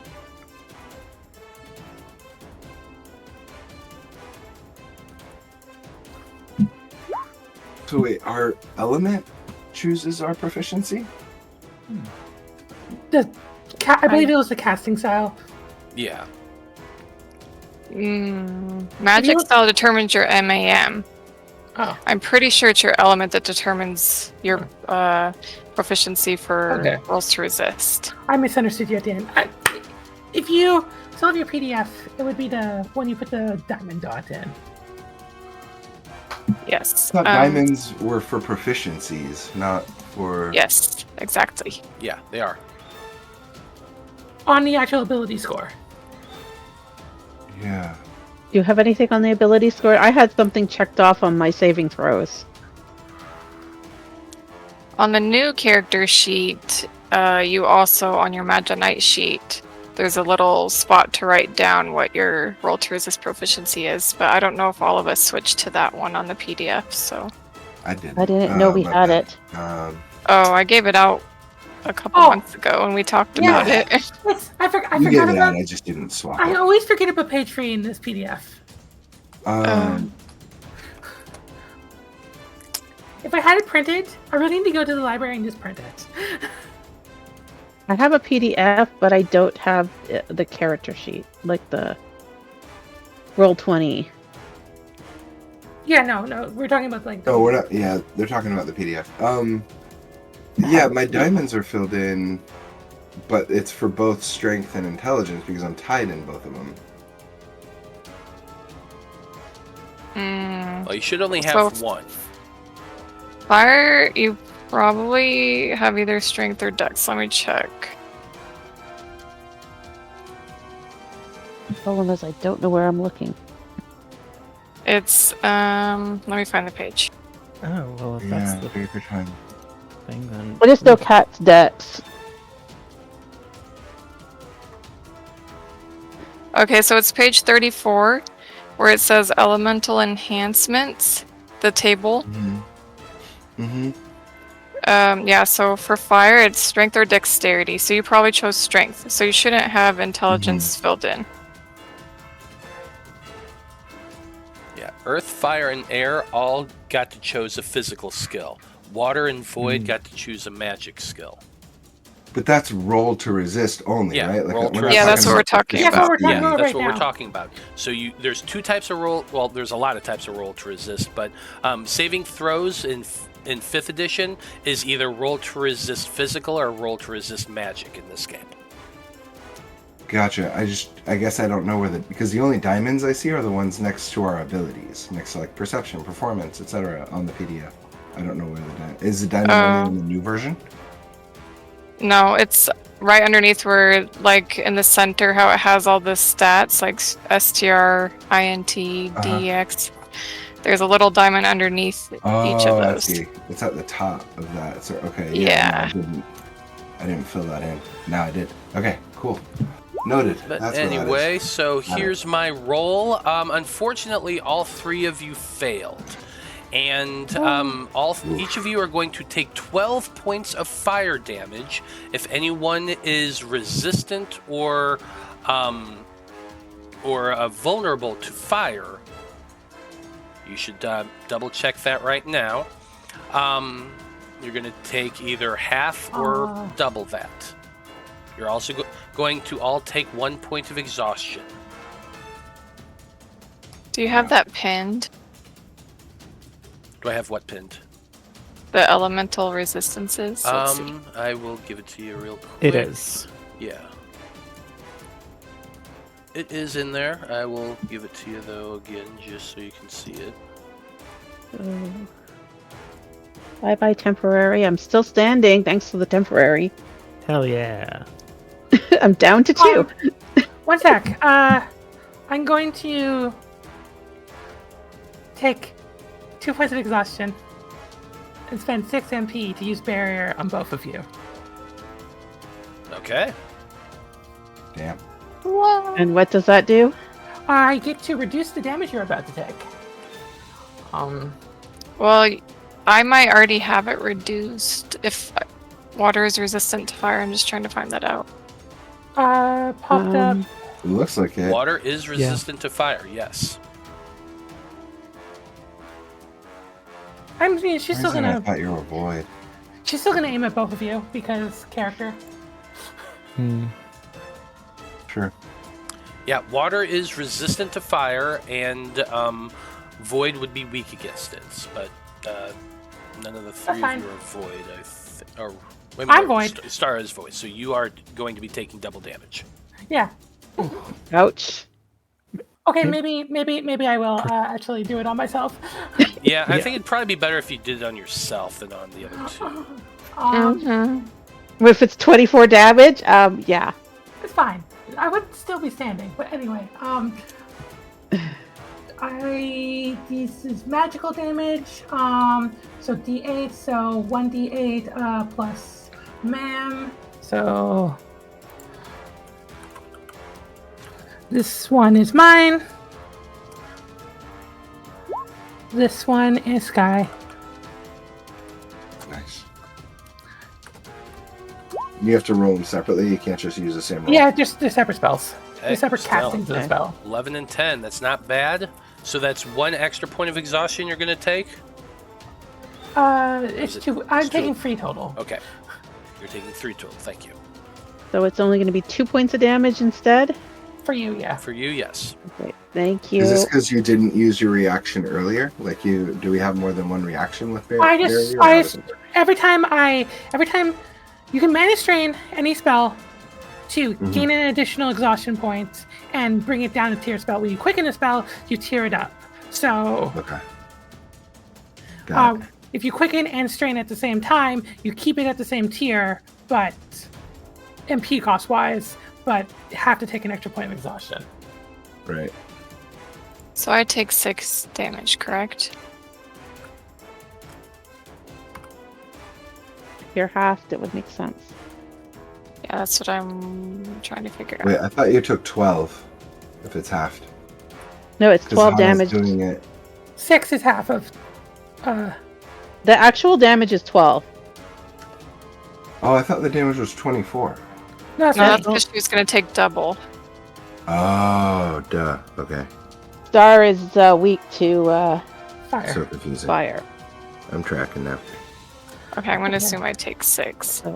So what is fire weak Sorry, to? I've been mute this whole time as I've been trying to talk. Yes, you take 6, Soul Seeker, because you are resistant to fire, being that you're water. The reason Aisha would have taken double is because she is weak against that element. Okay. So, and then -7 from that. 6. So technically, I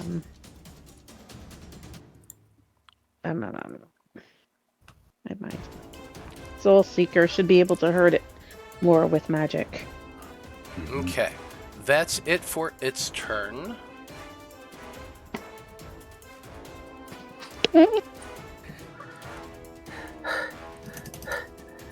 I think I might be weak to fire, guys. Salem, you're up next. Alright, well... Oh my gosh, if I can actually open the correct thing. There we are. I think for action, I'm gonna go ahead and summon Arya out in the form of water. I will put her right here because it's within 25. And then bonus action for her, I'm gonna have her use heal on Skyseeker. How bad is Starseeker hurt? Oh, I only took 6 actual HP of damage. Okay.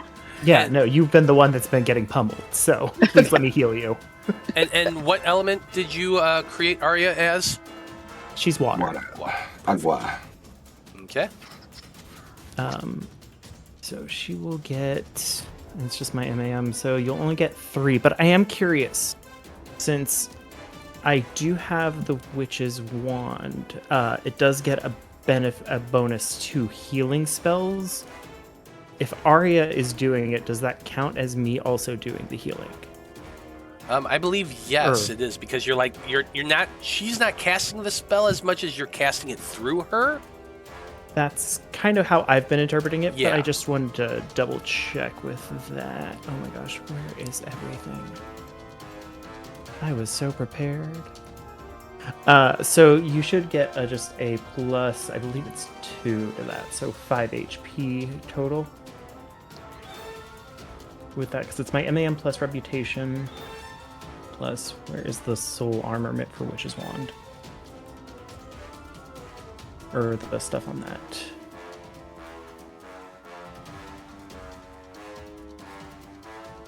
Oh, there it is.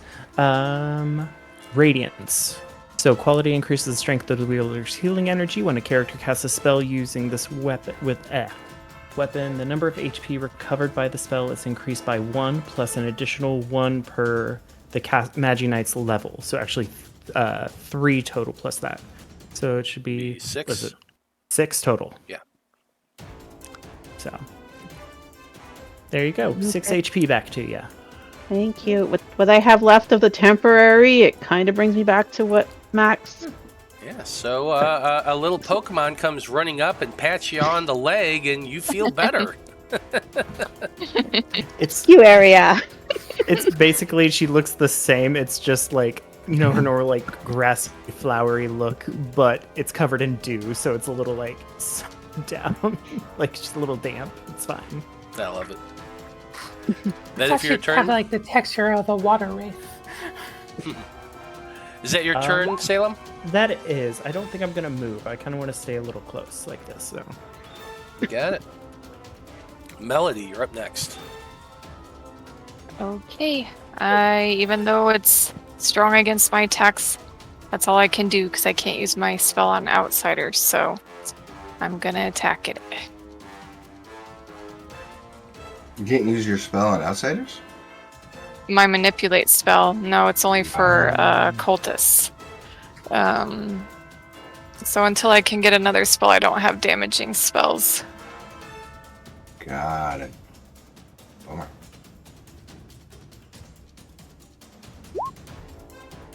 Okay, that one's a miss. I'm going to try my secondary. We still have +1, 17. right? So it's 17. Yes, you do. 17's going to hit. Sweet. Oh, I got the same as last time. 11 damage again. That's crazy. You slash at that creature once, missing completely, but on the backhand you do connect, cutting into its belly. You notice that now that that harder outer carapace has been broken away, your blades cut cleanly. Does seem to take the full damage. Oh. Sweet. Is that it for your turn? Oh, yes. Sorry, yes. Damian, you're up next. So diagonally, I'm 25 feet away. Can I move that straight line, or do you need me to use the you're grid good. squares to get there? Yeah? Okay. Right here is 25 feet away. Yeah, either way, it'd be 25. Using the... Okay, and is this in range to use my melee? Yes, you can. Seeing that Melody was actually able to damage it with her melee, Damian realizes that now's the time to run in and join the fray, so he is going to slash, and that's going to miss. Oh no, sorry, I clicked the rolled wrong the thing, damage. my mistake. My bad. It's still going to miss. Still gonna miss, unfortunately. 9 to hit. Bummer. Okay. And yeah, I'll just stay right here. You do still have a bonus action, technically. Yeah, but I don't think I have anything I can do with... well, no, I take that back.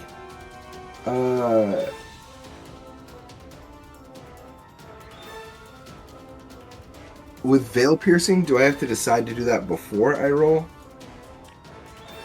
Oh, veil piercing. That that's should be on your weapon itself. Hold on. Yeah. I need to look that up. 1 second.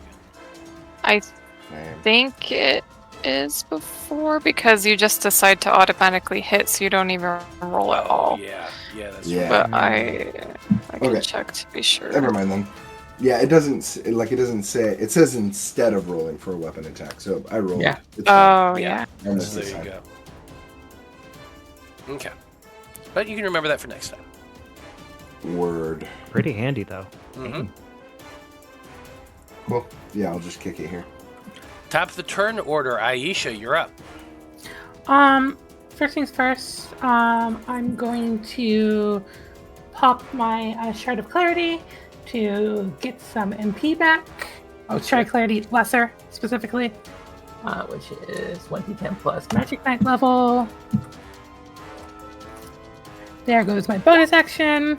Wow, that's a great roll. That's a 4. Ouch. Still, I can at least cast a spell one more time.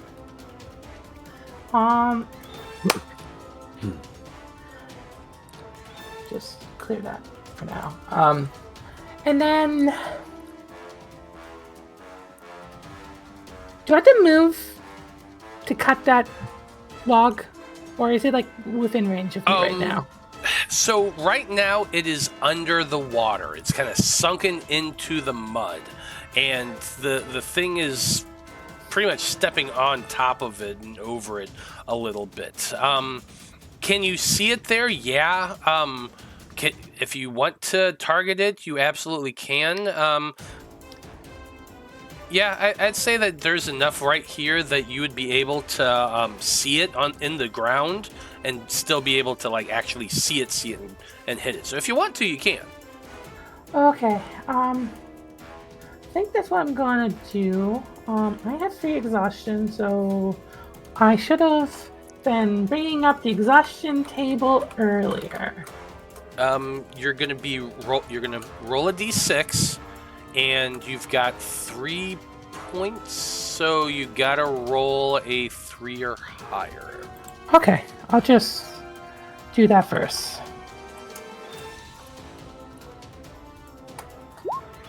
4.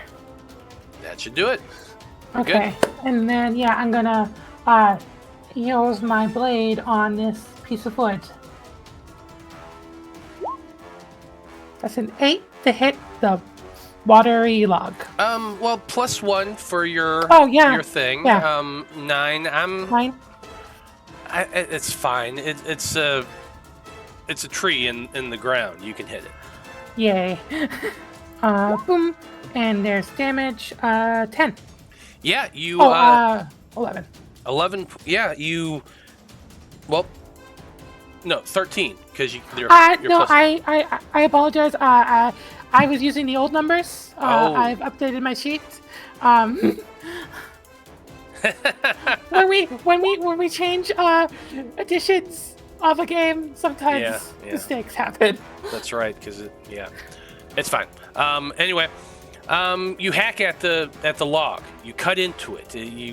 It's a pretty nice size cut, and like it's old hardwood. You cut it.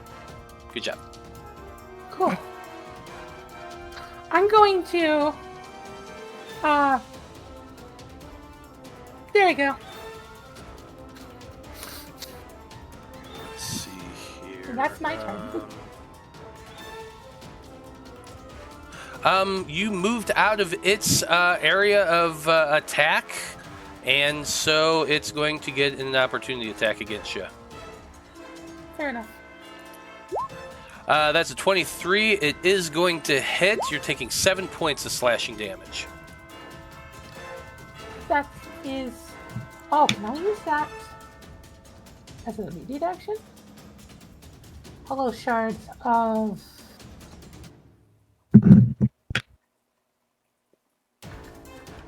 What's it called again?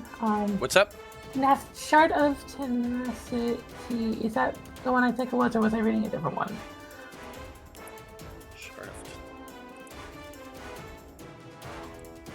Cool.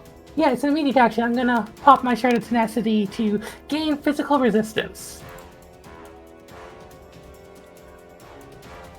Is that You had us before the damage. okay? Like it. So then that is going to have that. Is it just for the one attack? It's till the end of my turn. Until your end of your next turn. That's even better. Just this Or turn. at the end of this turn, yeah, Yeah. because it's still technically your turn. Yeah, you're right. Okay, Yeah. so, it slashes at you. You gain the resistance, and take that, it's half damage? Yeah, so 3. You got 3 points of damage. That's it for your turn. It is now Katrina's turn.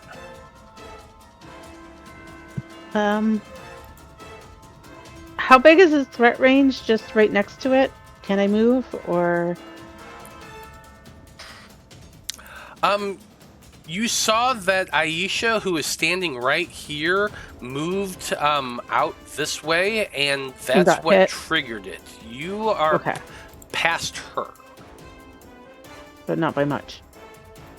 That doesn't matter. So You're you're past not. it. So you're not sure. Okay, I Try. will. First thing I will do is take a point of exhaustion to actually do beam again. Okay. 'Cause I'm out of magic, Taking a point of exhaustion. and I failed. Oof. 7 does not hit. 7 does not hit, unfortunately.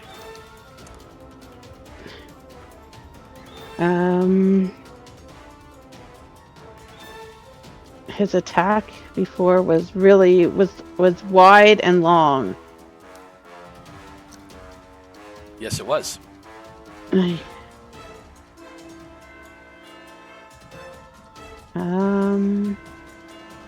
I don't know where to move that would be out of the way.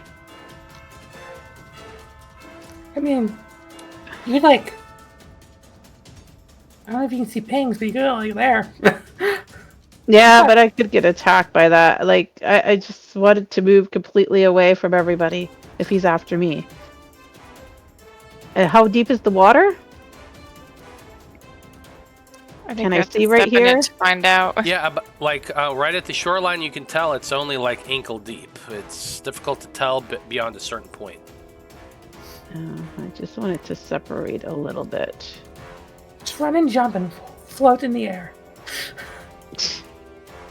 I don't think I have a bonus action. I did do beam. I'm not going to physically attack. I probably should switch to physical attacks, but I don't think I have anything I can do. Okay. So I guess that's it. I missed. I shot and I missed, and I moved into the water. You shot, you missed, you moved into the water. That's it for your turn. Unfortunately, you're still kind of close to this thing, and with the what's it called, the Blood Hunter feature about it. Once it's attacked a target, it becomes hunted, which means the hunter must go after the hunted whenever possible. And right now, it is possible. Well, she was hoping that it wouldn't target everybody else while it goes after her. Well, it does not seem to be doing that big beam this turn. Whether or not it's because it doesn't want to or some other reason, you're not quite sure. But you do see it move up 1 and 2 right here. That would give you, Damian, a attack of opportunity. So go ahead and make that. I'm going to use Veil Piercing and just hit it. Do it. Roll your damage. 11 max damage. Nice. Point of damage. Very nice. The creature is looking definitely bloodied at this point. You can see quite a few slashes across its body. Its outer carapace has been destroyed, so it ain't looking great.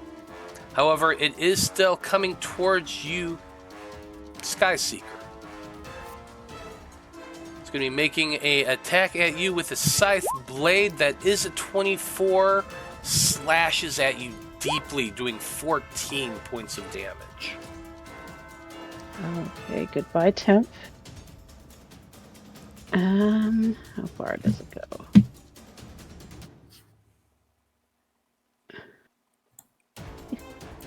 Shouldn't be down, but Okay. I'm just trying to figure out how much I'm. You take out your temp HP first, then your regular. Yeah. It is, however, going to be making its second attack at you, doing a furious assault. I'm probably down after that. 14 to hit. AC is 15. It misses. While Yay. you do take the hit from that long scythe-like blade, as it stabs forward, trying to impale you with its beak, you manage to just roll to the side and just barely dodge it. This thing hurts!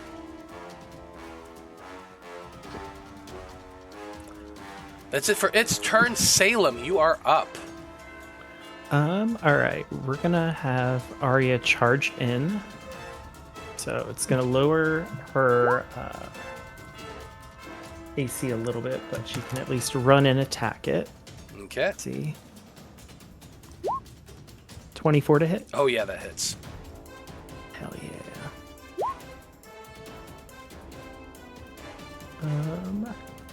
Let me see if I can figure out how to. Oh my gosh, why can't I do damage? Here, I'll do it this way because it's not letting me actually click anything. You should be able to click the word water in chat. Oh, shoot. Okay, sweet. So, yeah. 4 damage. 4 damage. Your little summon comes running up, pouncing at the creature, hitting it as the paw of it begins to glow with this bright water. Like it's almost like Kitara doing a water slash. Cutting deeply into the side of the creature, doing quite a bit more damage than you thought it was going to, which is good. Nice. And then I, on my turn, will do explosion at it, seeing that it's close. So, Okay. oh, we're gonna use the coin. Yeah, I think that's a good call. Yeah, Go good ahead call. and use that coin. Oh my god, if it's another -1 or another I nat will one. Stop cry. talking. I will walk out. I'm blaming you. Oh, 20. it's not. 20. better. See, it finally worked out in your benefit. Yay. I just had to call it. I had to call it, and it was like, no, we can't have that. And then plus the flare, so 6 earth damage. 6 points of damage.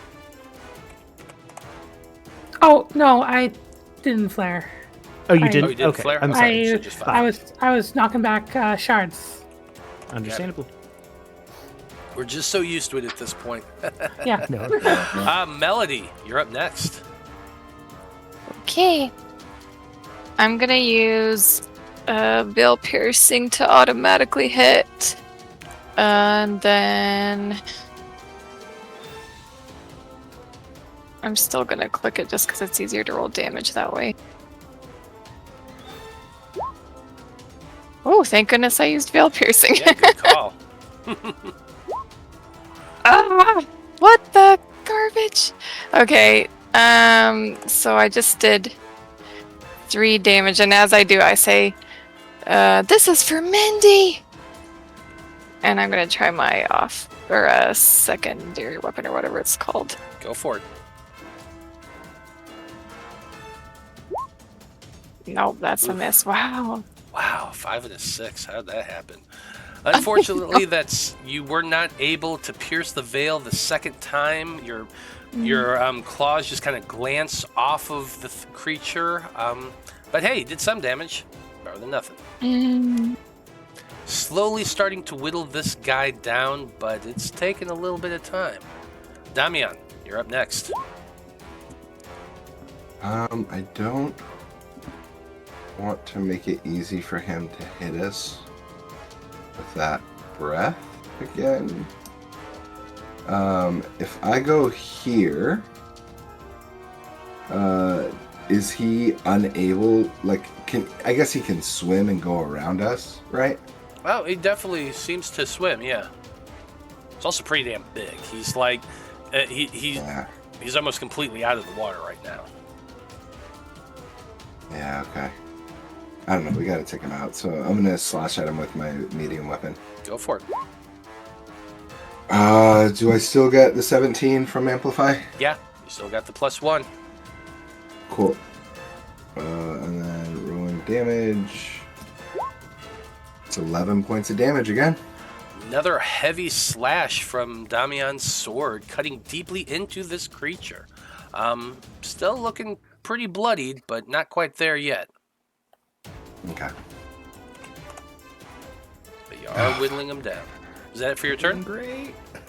Yeah, that's everything for my turn. Top of the turn, Aisha, you're up next. Flare. Flare.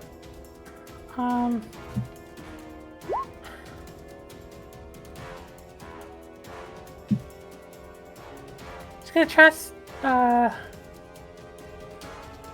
good old Arya to keep Sky standing up. Just gonna stay here in barrier range and stab at Mr. Turtle. 18 to hit. You are going to have to move closer if you're going to... I have a range of 10. Oh, that's right, you do. I forgot about that. You're good.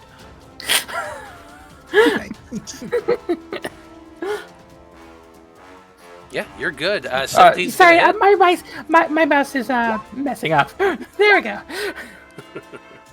Flower. 4 points of damage. You're flaring this time? Yeah, I said that right at the start. Yeah. Oh, Did gotcha. flare, so everyone gets a +1 to damage. Okay. Okay, is that it for your turn? Yep. Katrina, you're up next. This thing is right up on you. You are its entire focus. What are you gonna do? If I do a physical attack, I have to roll something Mm-hmm. because I have 2 exhaustions. Well, Technically, you don't really need to roll it when you have 2. It's when you have 3 that you need to, because no matter what, you can at least... Or wait a minute. 1 is nothing, and then it starts going up from there. Yeah. And even then, it's just a minus. It's to overcome a minus you might get. My Twitch chat is been... no, I kind of lost it for a second. How do you say that? Oh my gosh, anesthetic. Yeah, Anesthetic. said inspiration for Blossom. Oh, Thank there you so go. much. Thank you for that, and thank you, Anesthetic. She is one of our Patreon supporters. She's giving a point of inspiration to Blossom Seeker. And we love that so much. Nice. So there you go. But anyway, it is still technically Cat's turn. It looks like for exhaustion, if you have 2 points, you roll 1d6 and you must roll 2 plus to negate. Yeah. Okay. If I'm doing multiple attacks, do I have to roll it each time? Yes. Technically, it's you may. You can just choose to take the minus, but why would you? So it's a d6? Yeah, roll a d6 and just don't roll a 1. Second attack, I get a minus. Second attack, you do get a minus. And I might get a third attack if I can hit 2. Let's see what happens. First hit, nope. Is a miss. My rolls have went downhill. I was doing well. Oh. Why did that Really? tell a story? The dice need to stop telling a story. I was doing really well at the beginning, and then I started getting hurt, and now I'm just flailing. Same here. Roll twice. I'm being mean now. Yeah. I'm hurting. I'm hurting. I can't. I'm rolling a 1 because I'm hurting so badly. Things are looking a bit rough. Oh And- well, I was hoping to hit at least once, but I don't think I can. And I can't move or I get hit. So Well, you that's could the point. move, and you might get hit, so you do have the choice. Oh, true. If you move out of range, you get hit. So Aisha moved out of range last time, so I could have moved further. Mm-hmm. So 1 step is definitely still in range. So I will Can take you come over to me? closer. Yeah, just go around. Because Like, you're walk going to through? stay within his threatened area, but just come over right next to me. Over here. Technically, you can. You're Magi-Knight. You jumped over everyone. Or, Yeah. You'll flip. Backflip. Here. Do a flip. Mm-hmm. Hold square and press left on the try. I was playing Spider-Man recently. Well, she has air. She just kind of flutters over people's heads. Jump, jump, jump. Oh. I'll allow it. So, just for this, she's moving. So she'll move over there because Novasika is just over here. Mm-hmm. So okay, I'll move over there. Well, we'll find out And, what happened. The creature has been focused on you the entire time. Its eyes are locked on to you, so it is going to be coming at you. That Blood Hunter With another ability. 24. Good question. Let's find out what happens. 27. 27. Mother. Okay, she's going to be down this time. At least it wasn't a crit. First soul crack is nothing. Mm-hmm. Yes. Unless the damage is less than 4, she's down. Well, it is 10 points of slashing damage, so that is going to drop you to 0. And as always, every time this has happened, you first hear the sound of a crack as your soul crystal takes 1 fracture. Now, once that happened, the Wanderer does come into your vision, and you hear his voice for that brief moment. Aisha, no. I'm sorry, Katrina, no. What is It's there. Sorry. You're so used to Aisha. I'm so used to Aisha. It's usually me. Katrina, no. Don't. You can't give up yet. You've got to stand. You've got to fight. I'm trying. Do you choose to remain up with one hit point? Yep. I took 2 cracks. You do take a second crack, and you are still up. On your hands and knees, but conscious with 1 hit point and 2 cracks. Owie. However, it does see that you go down, and once that happened, its eyes kind of start shifting around, trying to figure out who is the next biggest threat. It looks like Star was the one who attacked it last. Unfortunately, he cannot hit you because you're out of range of the beak attack. So it's going at the next person that hit it, which would be Nova Seeker. So Nova Seeker, this beak is for you with a 21. That hits. 10 points of piercing damage. That's fine. Aw, your ex is trying to give you a kiss. Okay, so quick question. I don't We were understand talking about this. this on the break, and so it's come down to it being your call, Okay. Matt. I didn't realize that I technically, with Restoration, don't get the modifier for temporary hit points. Okay. I thought everyone just got the same number, including myself. Kira has played it where the modifier is as far as temporary hit points goes, the modifier is added. But it's your call. It's your game. So I'm going to I go can with take it. 4 We've or 7. done it this whole time. I'm comfortable keeping it, so we're going to keep it as the Okay. plus MAM for that. 7 from there and 3 from there. Okay. Cool. Okay. And that'll be Blossom's turn. That is the end of its turn. It is Blossom Seeker next. All right, Arya, let's get serious. Let's take this thing out. I'm gonna have her hit it one more time, or try to. 17, Nice. Plus 1, so 18, technically. 18. Plus 4 water. Does she get the thing? Yeah, Yeah. she's on her square. So 7 water damage.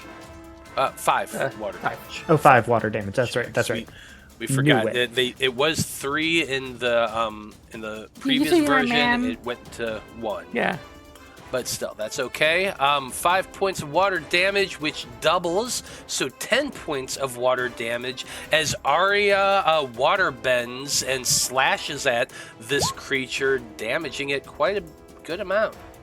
It's looking pretty damn rough at this point. Let's see if I can get it with the explosion. And I do have the inspiration, so I will take that. Okay. Let's see if this one hits. 16. Yeah, 16 is over, so you're going to do full damage. 13 earth damage. Damn. Points of 14, earth. because you and Arya are separate. Oh, Okay. people. 14. 14 points of earth damage. Very nice. This creature is now seriously bloodied. Still holding on, but it's definitely taken quite a bit of damage. Is that it for your turn? Yeah, I don't want to move. I'm good where I'm at. Okay. Melody, you're up. Okay, I'm gonna move one step closer to. Oh my gosh, Sky Seeker. Trying to remember which seeker she was. Everybody player names all day anyway, or character names all day, so it's fine. Yeah. Okay, then I'm gonna do my little thing where I claw my hands and rub them together, and slap a bloody hand on Cat or Sky Seeker, and I say "blood on hands," and I'm gonna heal her. Nice. What is Earth weak to?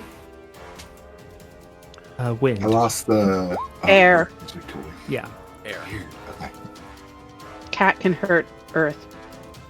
Wow. Okay, I guess I got 13. Yes. Yep, 13 points of healing for Cat. Up to 14, thank you. You're welcome. And then with my bonus action, I'm going to attack. Go for it.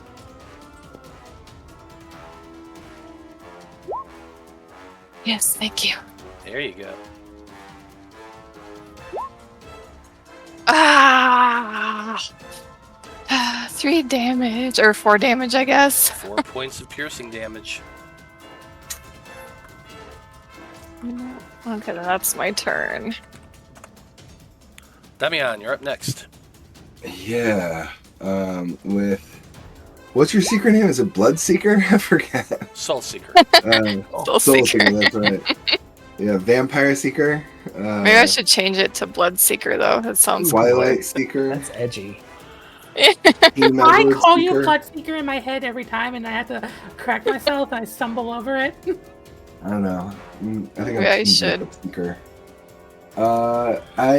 That changes what I'm gonna do. So I was gonna use a shard to heal Cat, but you're up to what, 14 points now? Yep, All right. 14. So I don't need it. Keep your shard. Yeah, then I'm just gonna swing out and attack again at this guy. Ooh, 19 to hit. That's gonna hit. That'll be 6 points of damage. 6 points of I guess damage. 20 to hit and 6 points of damage. Yeah, neat. Very cool. You're whittling him down. He's got a lot of flashes across his body. Still holding on, though. Sucks. Okay. Aisha, you're next. Okay, so it's like clear, like it indicated to me with its like murderous intent. It wants to kill me now instead of a Skyseeker. Does it still look like it wants? Does it still look like it's targeting me? Do I need to roll like a? I don't know. If you want to roll an insight check as a bonus action, I'll allow it. Not as a bonus action.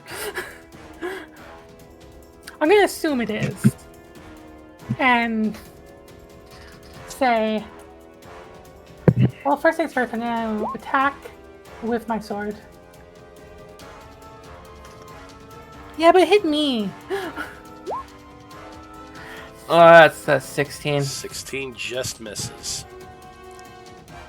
Slashing at it, it catches your blade with its own scythe-like blade. Cool. That's real cool. I still get to use quicksword technique because I only have to make an attack, not hit. So I'm gonna take the 10 feet of movement to bring myself here. I'm gonna say, "Come after me, you coward!" As I Crap, we're all in a line again. move my full move. And hope that worked. Okay. Well, we will find out. Katrina, you're up next. And him. And him. I mean, I could take an exhaustion and try to shoot, or I have to attack. If they hit. Nothing is hitting! I don't know what to do! Attack. You got Yeah, to start attack. taking. You already have to roll your exhaustion. You might as well not make that harder. Do you have And- the MP item where you can Nope. He doesn't have a shield anymore, so yeah. I know with the exhaustion stuff that sucks, but still takes a I full need hit. to roll for exhaustion. That's the roll for exhaustion is the good part. Yeah, I that's like the easy. roll. You just don't have to roll a 1 on a d6. But Oh my god! I I feel found like our ones. I found our ones. I still Hana. enjoy doing that roll because it's attempting a benefit in my mind, not like So what is the minus? Like what gets? I think you Okay, the still minus- hit. second one definitely hits. So, Yeah. okay, for what is it's a -2? If that's how much exhaustion you have, then yes. yes. So that would be down to a 13 plus a 1 for amp. Did you do amplify? Yeah. so it would That's be I a still I know 14. about No focus. So it's a 14, which wouldn't hit. Does not. The 21 does hit. So that's 8. If there was a flare, it'd be 9. Yes, there was still a flare. So Oh, it would be yeah. 9. So she just with her ribbons, ribbon. Actually, Target me. I don't think.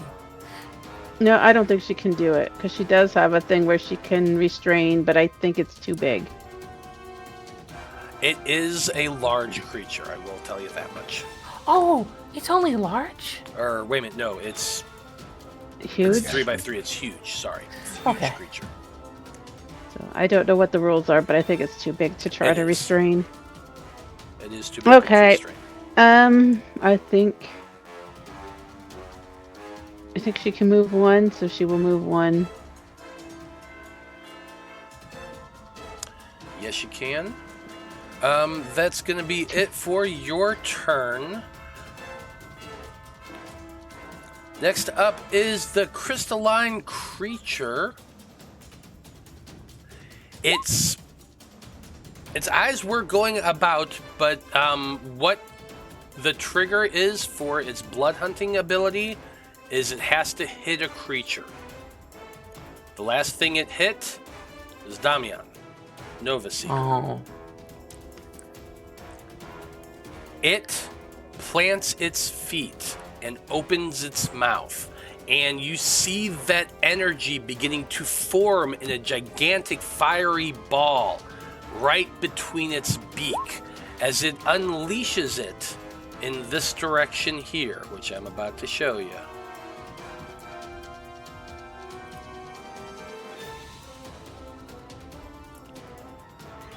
Oh, sorry, wrong one. Just like that. So I'm gonna didn't move need far enough. yeah. So I'm gonna need Damian, Melody, and Katrina, Nova Seeker, Sky Seeker, Soul Seeker, to make rolls to resist magic. So I'm just rolling a d20 without anything. You're gonna add whatever the stat is that you use for magic. So I believe for you it's intelligence, so you'd add your intelligence modifier. I just rolled a wisdom save. Yeah.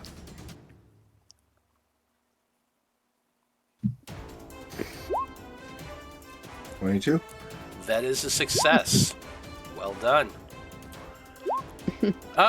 Those of you who failed are going to take 11 points of fire damage and 1 point of exhaustion. Nova Seeker, since you saved, you're going to take half of that, 5 points of damage, and you do not get the exhaustion. Do I get half of that again because I'm fire? No, fire doesn't okay. cancel each other out. You take normal damage if it's your element. Got it. But It's not Pokemon. Yeah, it's No sort of shade. Pokemon, but not quite. well, I mean, some just take no. It depends on the type. Anyway, Yeah, it does depend that's a on the type. tangent. So would I take 6 or 5 damage? Since I'm water. You're water, so you would take 5 damage. Okay, sweet. I don't like you. You're a meanie. You're still up though, right? That was a good scream. Thank you. That's nice. Thank You're you, still thank up you. though, right, Kat? Oh, I'm up. I'm down to 3 again. Damn it! I was trying to get you down again. Salem, you're up. Okay, so we're gonna just kind of rinse and repeat what's been working. I still got the MP. We're gonna try to hit it with Arya first. 17. 17 just hits. Well, 18 with the +1. Oh, 18. And then 8 water damage. Did you flare on your last turn? Oh, no. I don't think she did. I don't think I you did. did. You did? Yeah. Okay, perfect. Oh. Thank you.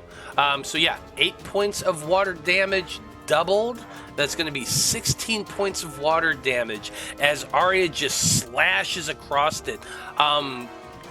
you see the energy flare from that hit. It is severely wounded, barely hanging on. It's just still up. Now I'm going to try to hit it with explosion. I do have a point of inspiration. I think I'm going to use it. I thought you just So- used the inspiration. Yeah. no, I No. have my own inspiration.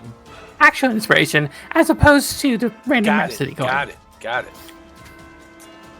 As Wait, I opposed thought to you used that given- last time too. Yeah, on your explosion.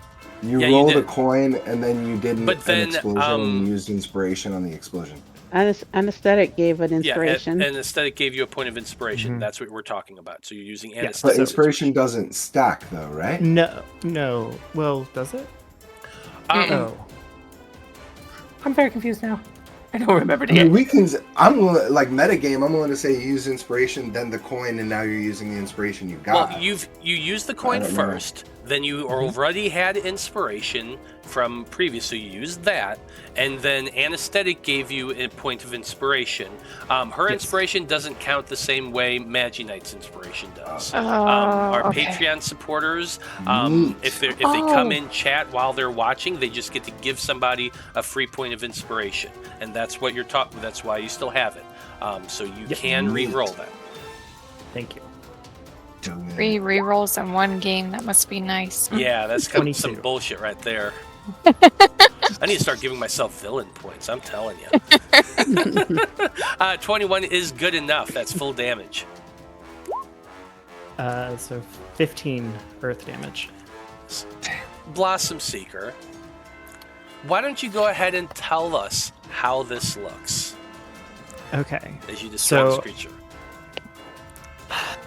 Blossom Seeker's been going through it tonight. He's been feeling so many emotions and then seeing, especially like the closest friend he has getting hurt and everybody else getting hurt.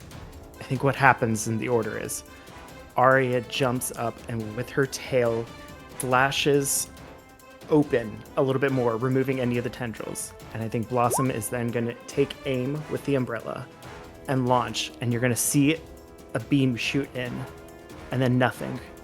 And then nothing.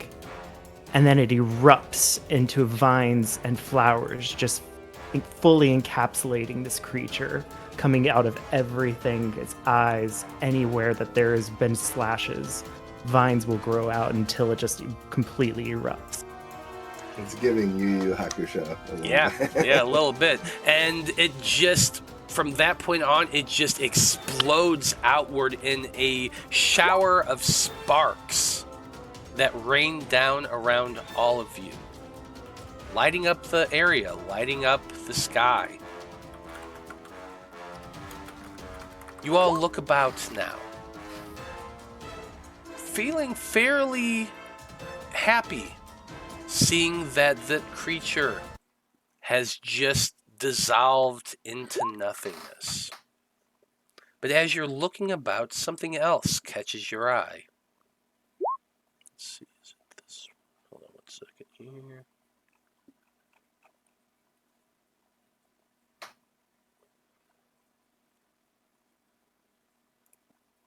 Bear with me 1 second, please.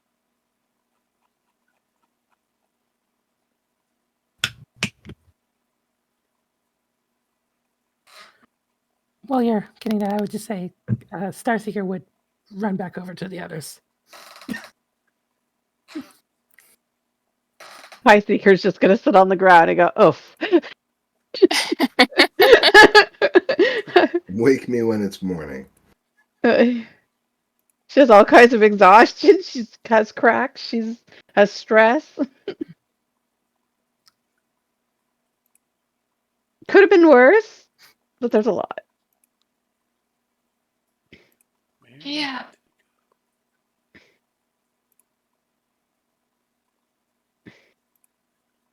In my home D&D game, my sorcerer's rogue, at the end of every encounter, she casts haste. She would just crawl onto the back of the blood hunter and take a little mini nap until we got to the next encounter.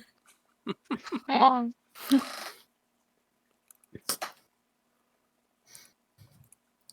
Sorry about that. It was not loading up. Here we go.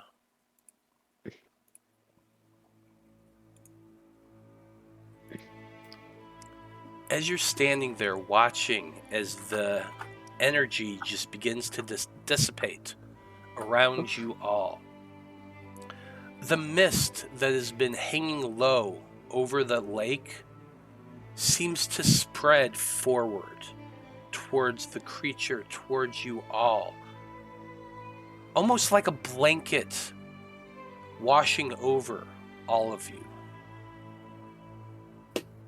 This fog seems to cover your vision for a moment. You see nothing but gray mist. But almost like a wave, it lowers once again. And in its place, you see 4 figures standing there, looking at each of you. You can see their features much more cleanly now. You see the form and figure of Jeremy Tanner, Tim Reynolds, Lee Bradshaw, and Mindy Westwood. Their figures are pale and see-through. Clearly they are apparitions. But while the last time you had seen them, they looked horrific, slashed up, battered, bruised, broken. Their figures now seem whole, and there's a smile upon each of their faces. These ghost-like figures are standing in the middle of the lake, but they stride towards you all. And I imagine all of you just can't help yourselves but walk to the edge of the lake to see them. You hear one of their voices. It's Jeremy's, as he says, "Thank you, whoever you are. You freed us. You freed our souls from an endless loop of pain and torment. I don't know how you were able to defeat that creature, but we can feel that when you did, the shackles that were holding us here in this plane were loosened.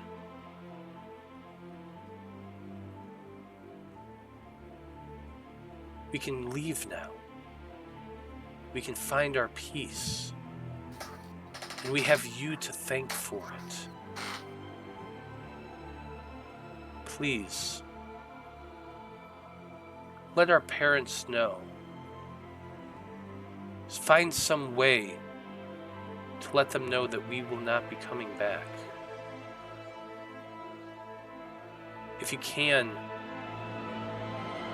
help them to find peace as well."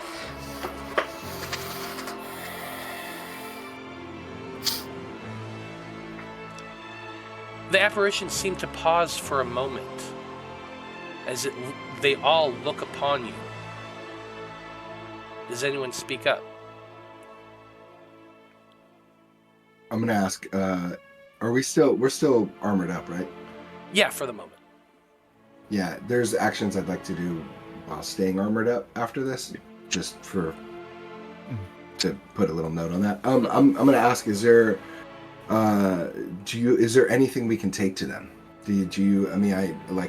I didn't see what happened. I didn't so I'm just asking, is there anything that you hid anywhere, or is there something that only you would know that we could then communicate and say hey, I can't say how I know this, but I know that I know,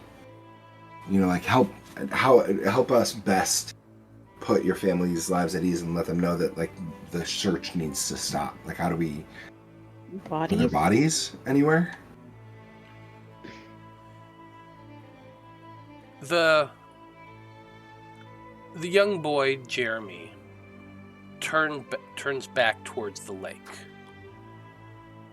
And as one, all 4 of the figures point downward towards the center of the lake. Okay. That's what I thought. Them to search the lake. Mm-hmm. What little of us All right. remains down there. Mindy says to you all, there's not much, but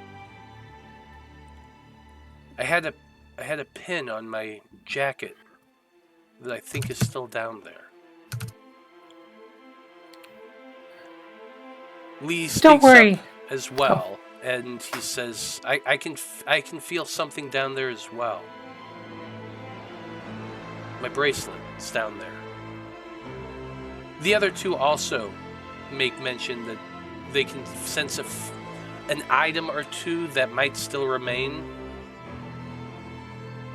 And they say, tell them where we are. Don't worry. We will. We'll bring peace to your parents. Move on to the Golden Field of Reeds. Your time here is done. Find your rest. And I'm going to say to Mindy, I'll miss you in art class. Mindy's kind of steps forward and she kind of reaches a hand out towards you as she says, I'll miss you as well, Melody. Thank you. Thank you for freeing us. I never knew any of you guys in life, but I'm glad that I could be the one to help free you from that. Nobody deserves that.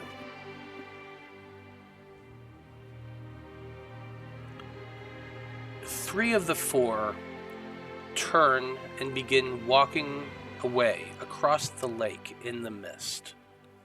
And as they do so, you can see the mist begin to swell upwards. It isn't long before the three disappear into that fog. But one remains. Jeremy. He walks over and stands right before that tree. He's on the one side, you're all on the other. Jeremy says, there was another one who tried to help us. A man was there in the lumberyard. He saw us being attacked. He tried to help us. I can sense that what happened to him troubled his mind.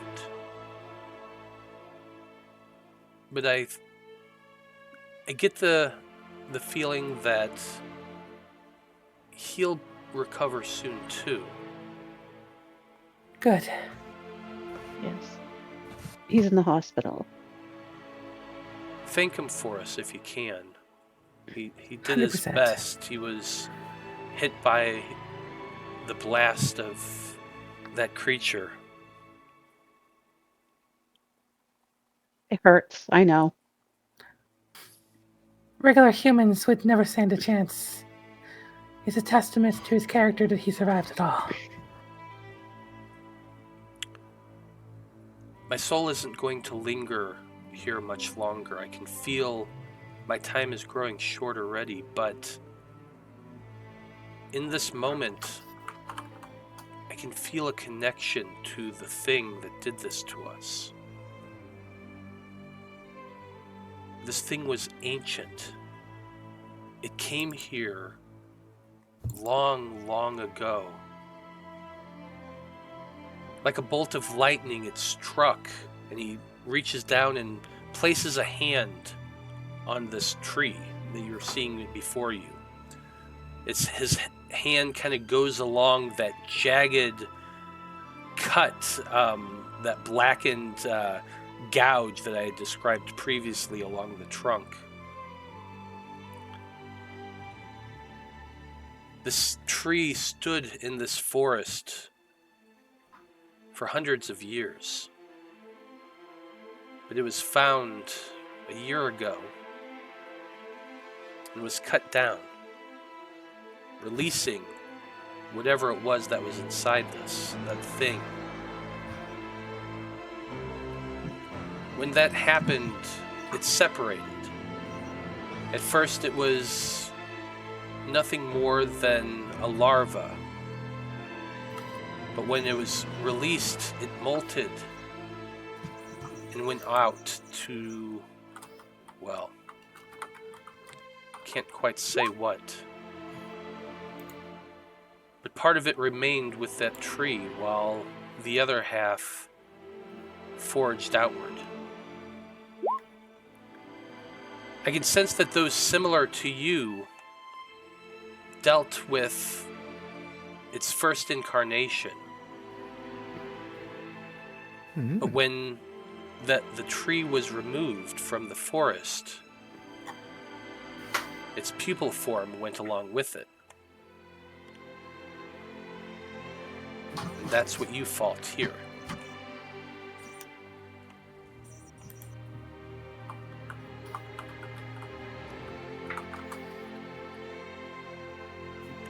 I sense something else, something I can see only in a vision.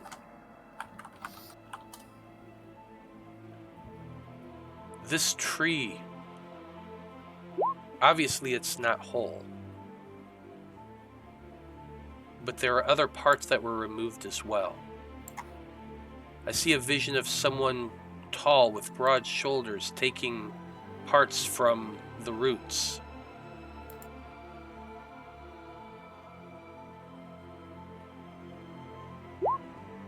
While this thing has been destroyed, things like this are always connected to its parts. Distance doesn't always matter, if that makes sense. I don't know, it's hard to maintain focus.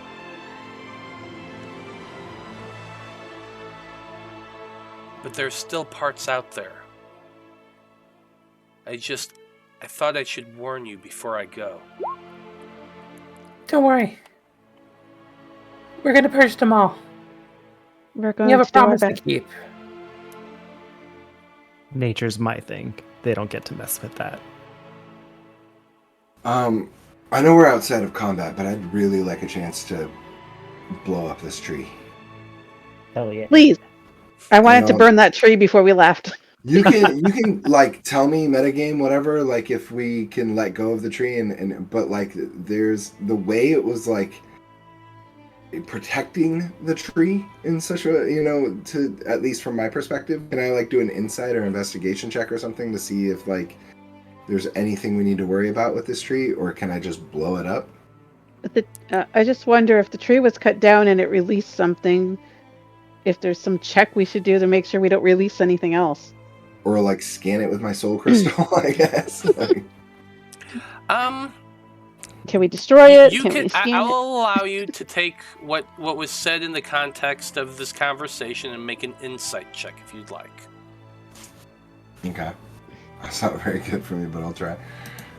All of us are just Hey, dying. Oh, damn. 19. Never mind. Nice. Do it. Based on what your understanding of this conversation and everything the ghost is implying, it seems like the tree doesn't have much left to it. While it once housed this creature and remained with it for its time, now that the creature has been destroyed, there's not much left remaining of the tree, within the tree. Sure, you can burn it if you want. You can hack it up to pieces all you like. More power to you, just to be sure. But based on what the ghost is saying, you're not. It doesn't sound like there's anything left in this particular part. The thing that like concerns me, and maybe I misheard this, so anyone else who was paying closer attention, I heard the ghost say, when things like this are separated, distance doesn't matter, right? So like that tells me that there is still, that this tree is providing some connection to the rest of this tree, wherever that is. I thought it meant like there was more of the creature out there. Yeah. I viewed it more as they're linked together. They're not really sourcing, like, fueling each other. The It's trees more or the like creatures? Because Both. the roots of this tree were pulled up, right? And like there were elements of this tree that were taken to the church. Or we suppose it's been taken to the church. Cat is insistent it is. Well, Cat's certainly insisting that Yeah, it I hear has that. been. Whether or not it is, you're not quite sure, but Sure. But the creature that seemed to be focused on this tree itself has been destroyed. The kid has said. I'm a little confused because, like, was the tree like a pin used to hold it in place, or was it like an incubation chamber? Or it's Oh. hive. Are there That's more what of I'm- these creatures in the tree? That's a lot of brain power. I don't think I have it in Yeah. anything. It was my understanding it was sleeping in the tree, and then the tree got cut and it was released, and other things were released. Or it broke into pieces or something. So just to make it a little clearer for you, the thing was in the tree. Cutting down the tree is what initially released its form. It then molted. Half of the thing that molted came alive and fought the Magi-Knights in the mini series. What molted from it kind of hung around the tree and continued Gotcha. to fuck with those that were messing with it or around it, killing a bunch of people. It eventually drugged the tree off because it was connected to it. Okay. The tree, Okay. the creature itself is now destroyed, and whatever power that was in, or whatever it was using that tree for, whether or not it was, or if it was just holding on to it because it came from, the ghost itself doesn't know. But the creature itself is destroyed, and there is no power of that creature remaining within the tree. The reason that it knows that someone came along and took parts from the tree and parts are still out there is because things like of this nature are always connected. So it could sense the fact that parts of it were still out there. Okay. That's what it was saying. Okay, yeah, I mean, if my gem isn't reacting to the tree, then I guess I won't waste my mana on exploding it. Because that's how we determine if there's like an outsider connection, right? Is with our soul crystals. Yeah. So I'm just gonna make it easier on you. My plan was to have you all absorb it as part of the gloom gems. Yeah. And so anything that's remaining as far as spectral energy within the tree or the creature, you're going to be absorbing it with your gloom crystals.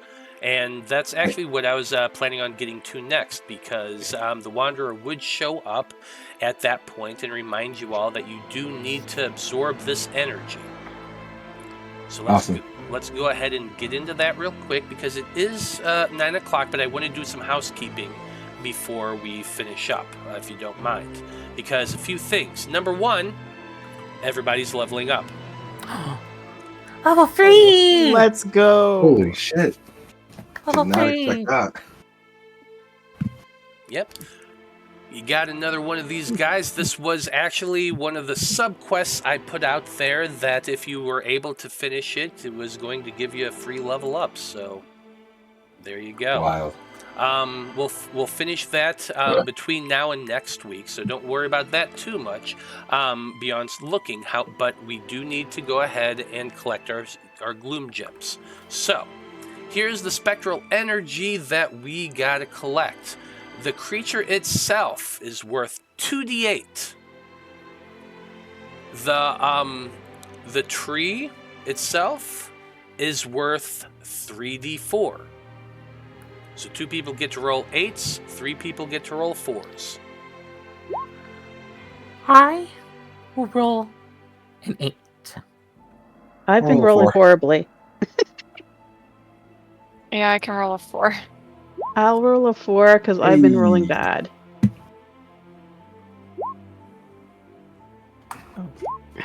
Fuck. Don't we get to re-roll ones or something? I forget. With mysticism proficiency, you can reroll one. I think Roll I'm the one. only one who has that. Yeah, so there's going to Yeah. be one Gotcha. dice that gets to be re-rolled after this. Ooh, nice. Damn. Nice is right. I thought we'd re-roll that D8 if we can. Yeah. Yeah. Yeah, why don't you go ahead and re-roll that D8 using the mysticism proficiency. Okay, should I reroll it? Yeah. Yeah, I think, Yeah. I think Yeah, go for you it. should. Ah, sorry. No. That's hilarious. That's no worse than it was. You. Nice to tell the story. 10, 15. Soul Star. So Blood and that's Star. 19. And then I'm looking up. Maybe 1 second because I think we modified this. And we're putting that at GP, right? Yes. Where is Gloom Gems in here? It's been a while since we've had to do this.